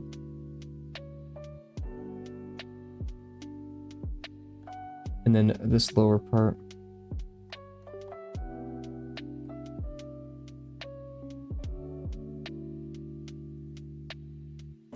Kind of that right here. And then for these we want to reinforce them because that was a critique I got in the past that we need to make our lines a bit more dynamic, right? By drawing them not twice necessarily, I mean just adding like these thicker sections to them. That annoys me so much up there. It's whatever. Whenever I submit this, I know it's kind of cheap, but the smudges on the outside I'm going to remove. Actually, that's not totally in this. I don't know. Because like it's not something that they're going to critique, and it just kind of makes me.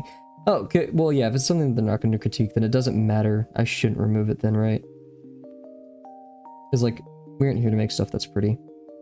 And sure, it may upset my OCD, but it's not that detrimental.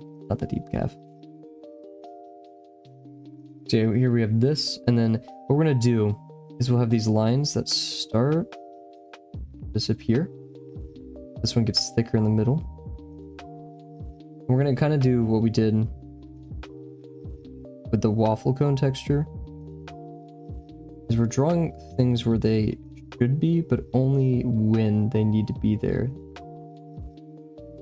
Like, we have all these lines, right? And sometimes they get darker in the middle. Rarely as they get up here, but there. And then we have these lines that only slightly appear from time to time.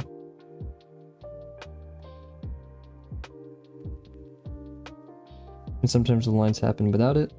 Sometimes the lines happen with it.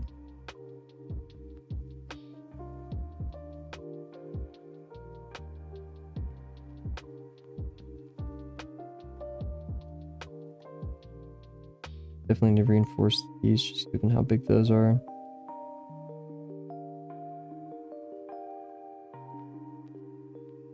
As it gets closer to the edge, yeah, we just kind of get this.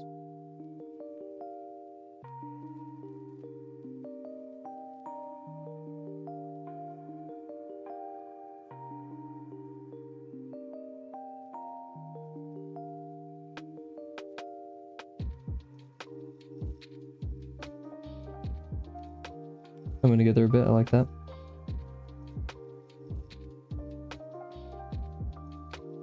Can't believe we're done with lesson 4 tonight, guys. It doesn't feel real.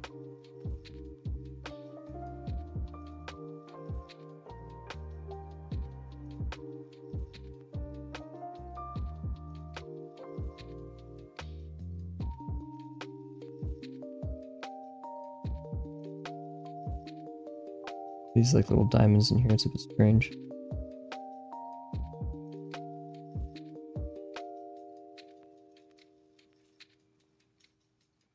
Then when we go down here, it's actually a lot darker, so we see only the sheen of these a bit more, like this. It's actually just kind of doing these a bit. We have this upper one.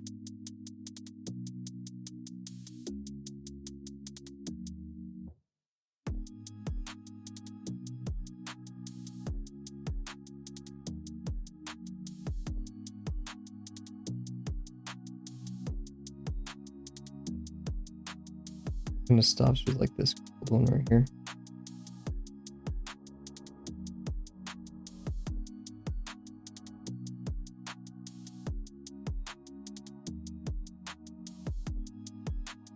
I have some lower shadows on those.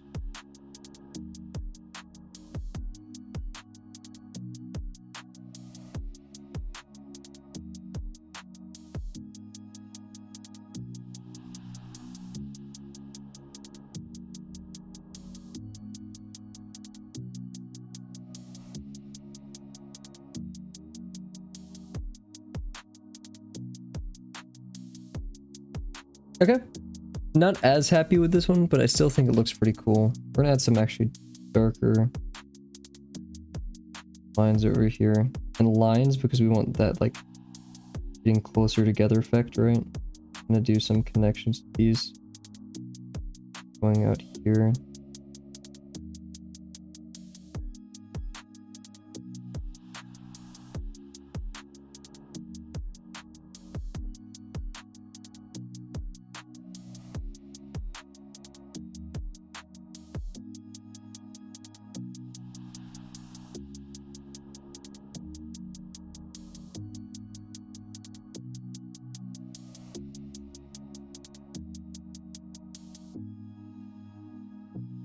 Yep.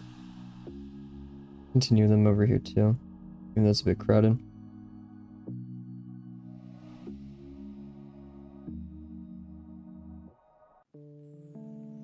And you can kind of see it there, but like...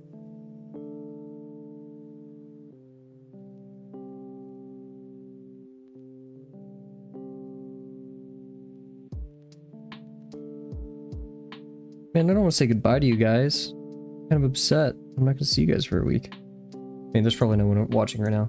Yeah, no, there isn't. Okay, cool. But still. Whatever. I kind of want to add something to the eyes. Not going to. The fear. Out of fear. Sorry. You can tell we're tired, aren't we? Cool. So yeah, I think this one looks pretty good as well. I want to texture more, but I feel like I will overdo it. Someone was here to ask what they say. I like both of these a lot.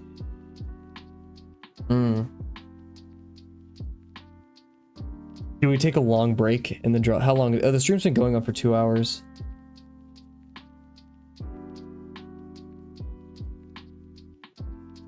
Took a sip out of my danger water.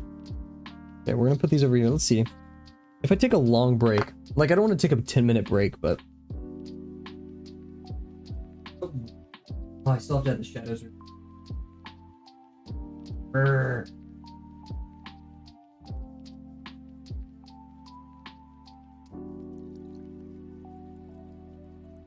Where's the Weevil? That one could be fun. Would be...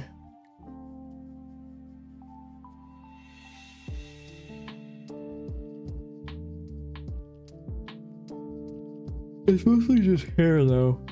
And that would be a pain. Just did that one.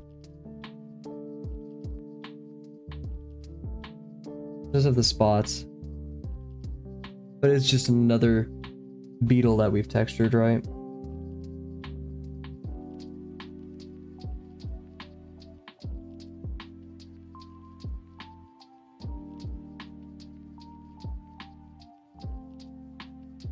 Grasshopper, tarantula hawk. Yeah, this one I think we did the lines on too much. I mean, yeah, okay.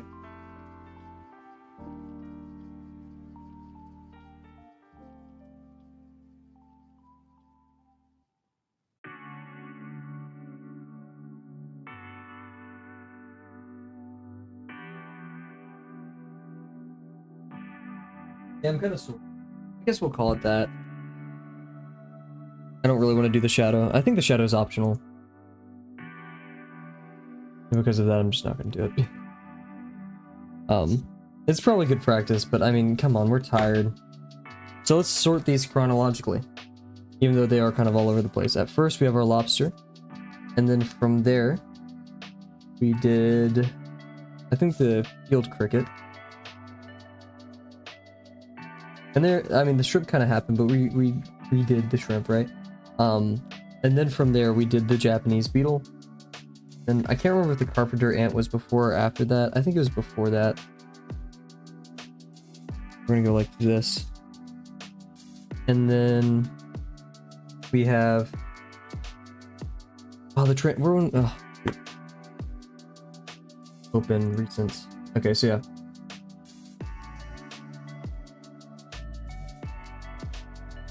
Here, I'm gonna check the file created date on all these.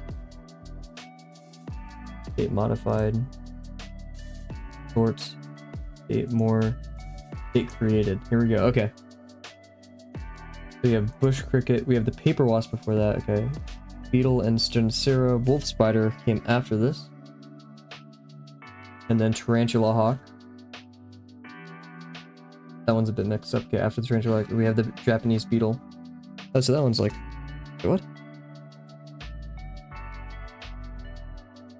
Okay. And then the carpenter ants after that. I'm all over the place. Oh my gosh. And then after that, carpenter ant, we have our weevil, then rhino beetle, then grasshopper, and then Taiwan shrimp.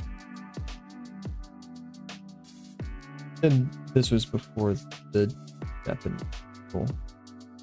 I'm gonna put it here because that's technically where it was. Cool. So yeah, with that, I think we're done with lesson 4, everybody. I'm somewhat tempted to add more shadows in. Let's see, how many would we have to add shadows in? This one, this one, this one, this one, this one. Okay, that's actually not a ton. We could do it, why not? We'll end the stream like that. It's difficult, but we'll try. We're gonna start off with an easier one too. I mean, this one is, yeah, not as bad. I completely just ruined the order of everything I put it in. So let's do some linkage here. So yeah, we're gonna have the schnoz, which is gonna go to the main body. Yeah, schnoz is gonna be like right here. If we do it down here, that means everything's gonna be transported forward. Yeah, this will go back to the main body. Then the head, and then this. So this will go back to the main body. The head. And then the schnoz. Cool.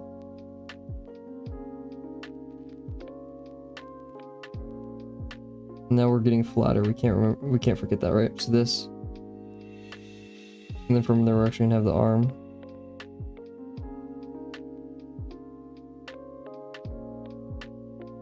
And it goes out and then in. We start going around, but first we maybe pretty. Then over here.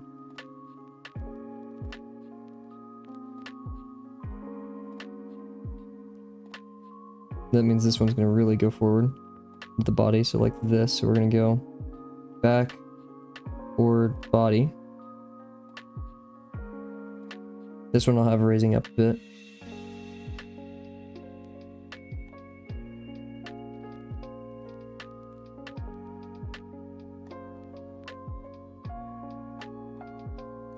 Cool. And this one, yeah, is raising up. So this one.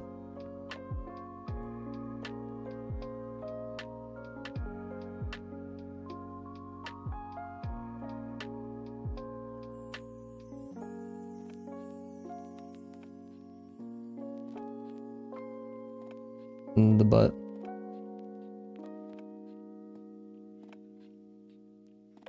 Yeah, you can't really see the rest of it, so we're like last time, we're gonna.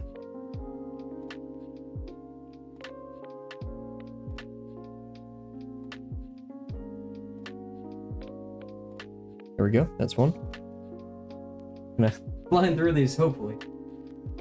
I probably just psyched myself out into thinking it. Cool, so this one, I want to project the head forward, so here's the head. But we'll start with a leg, I think that's a better idea. If we do it like this, that means the shadow is being replicated this way, so we have this, it goes up, goes up, goes out, and then back in, cool. Same thing right here, means we have the turtle shell right there, cool. And the head's immediately next to that, right? So this, and turtle shell, gap, head.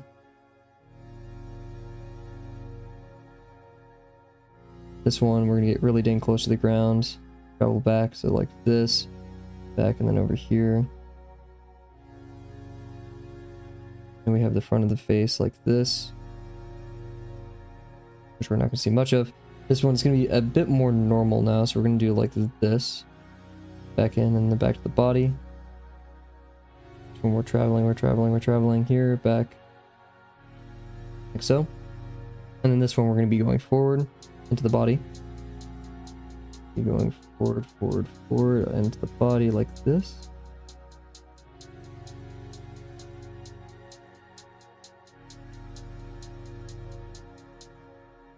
Then we have the bootay, which has like this thingy to it, and this, that. Oh, we're gonna see the rest of the head over here, like so. We have ending of the arm over here as well. I'm gonna just do one of these little diamonds to separate. There we go, like that. Go over here. We're gonna have our leg going out, which is actually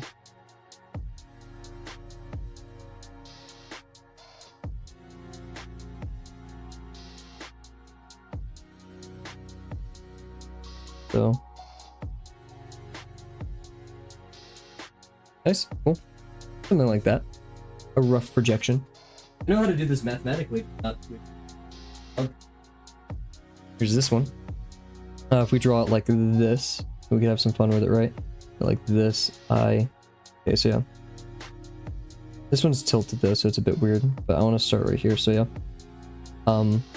Or yeah, if we start like this, and we're projecting it forward a bit, so like this eye, and the head, and go over like this. Like so. And then we have the thing here. That. We're gonna have this right here, which can end up like there. I'm kind of speaking gibberish and I do apologize, but this one's gonna go going back. We're going like this, and down, back in.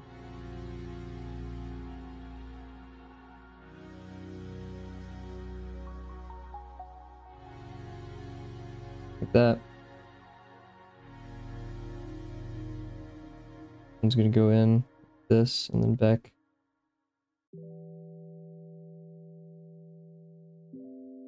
Cool.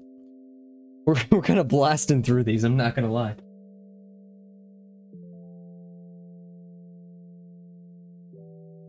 Here's a tough one. And frankly, I don't want to do it, but whatever. I kind of see it happening most here. We're gonna go right there. And let's see if we go back here, we can kind of meet them both, right? So yeah, this. We're gonna see this. And here we're gonna see it jump out. Sorry for those who don't like me saying the word jump out and spider together. So yeah, we have this, and then this one goes back in. This one's gonna go over here. In.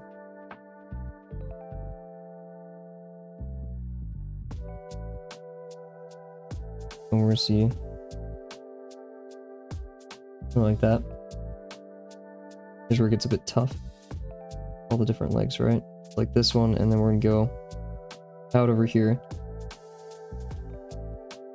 Going up, and we're going out and connecting here.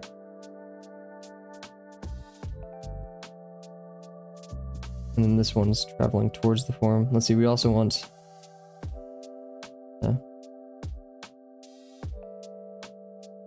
This one's jumping back towards us, so it's going to go up and then back over here.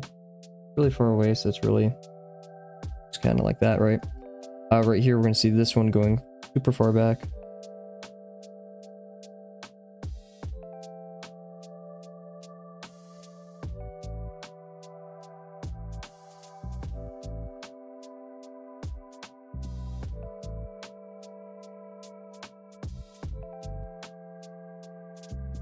That one I'm not going to even worry about drawing. Okay, cool. Here's that one done.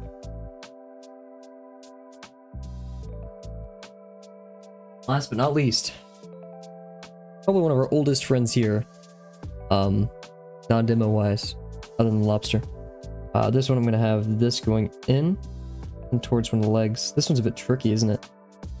We can do this for the head. A gap. So yeah, if we start with a leg here, I'm actually going to do it only to there, I think. And have this part of that. And then I'm going to do here.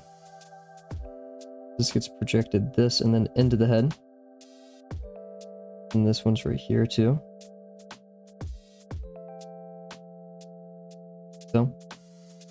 We have the head, we have the antennae, like this.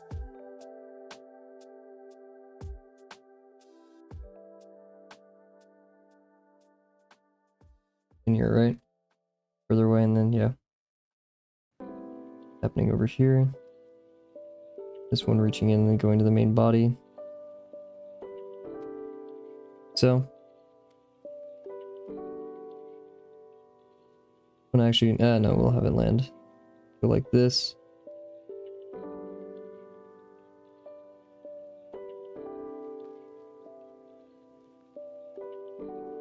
We're just showing that part of the form.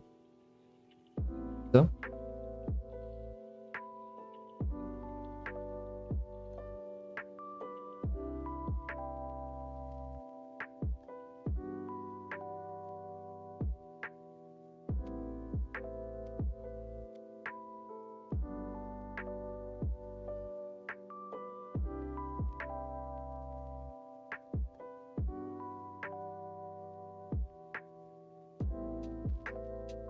To get those projections out there.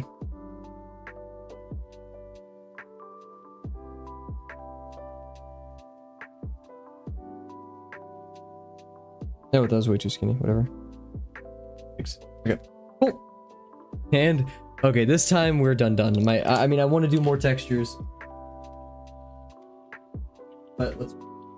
Okay, cool. So. I do have to rescan these, but I do like it in chronological order. We have... These are completely disorganized now, aren't they? Go through it. So, where's my lobster? Probably be friendlier these pages. And I'm not going to really do a review for tonight. I mean, we could have a review about texture. But, eh. Oh my gosh, where'd it go? What, am I trolling? Did I just miss it? Here it is. Oh my gosh, okay, so yeah, first one, lobster. Second one, field cricket. Okay.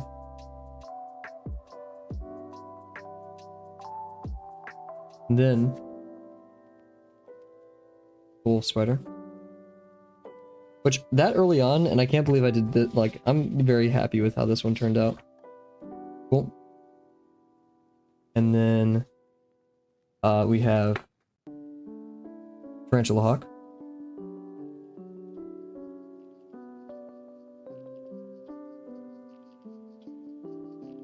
But we did that later, so I'm gonna hold off on that. Japanese beetle. Oh my god. Doesn't I have the memory of like a goldfish, right? Carpenter ant. Lower in the stack, I remember that. There we go.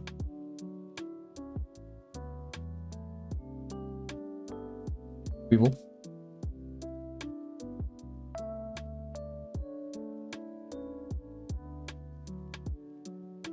Rhino beetle. Green grasshopper.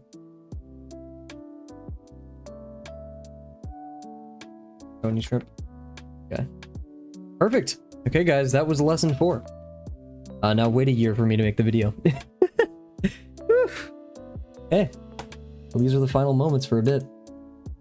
So yeah, lesson 4, I think we're gonna do a quick just talk about lesson 4, because I think it's been my favorite lesson so far. Not only difficult, but it really pushes you to go where you're uncomfortable. That is a joke. Right, sorry. As a pun. But I've always my entire life been so confused and scared of organic forms, and ironically that's the thing I wanted to draw most is people, and how we can make that look like something intelligible. And not only that, but like doing this specific ellipse, like the idea at the beginning of lesson 4 of me going in and drawing an ellipse of a specific size and a specific rotation, and then doing that again for something next to that in relation to it seemed impossible, and it still is quite difficult for me and requires a lot of focus and a lot of attention, a lot of mindfulness. But we've done it multiple times now, and not only that, but to a pretty decent degree. And then also the other part of lesson 4 is understanding how forms intersect more than ever. You get a brief introduction to it in lesson 2 and a tiny bit in lesson 3, but now more than ever it's important. Not only that, but getting it right in perspective and orientation. Then following rules. I feel like this is the easiest one to break rules for. It's really easy to want to cheat because you just have a feeling something should belong somewhere, right? But yeah, I just love it. It's so fun. The work you produce from it is extremely interesting. And yeah, so with that being said, everybody, I get back from my trip in about 2 weeks from now. I'm going to take a couple break days after the trip to get reoriented, maybe work on a video for it. So you can probably expect to hear back from me on the 27th. I'll keep you guys updated though. That is going to be a bit, and I really don't like that, but I'll be drawing the whole time. I'll be trying to relax and enjoy as much as I can, because you don't get opportunities like this often.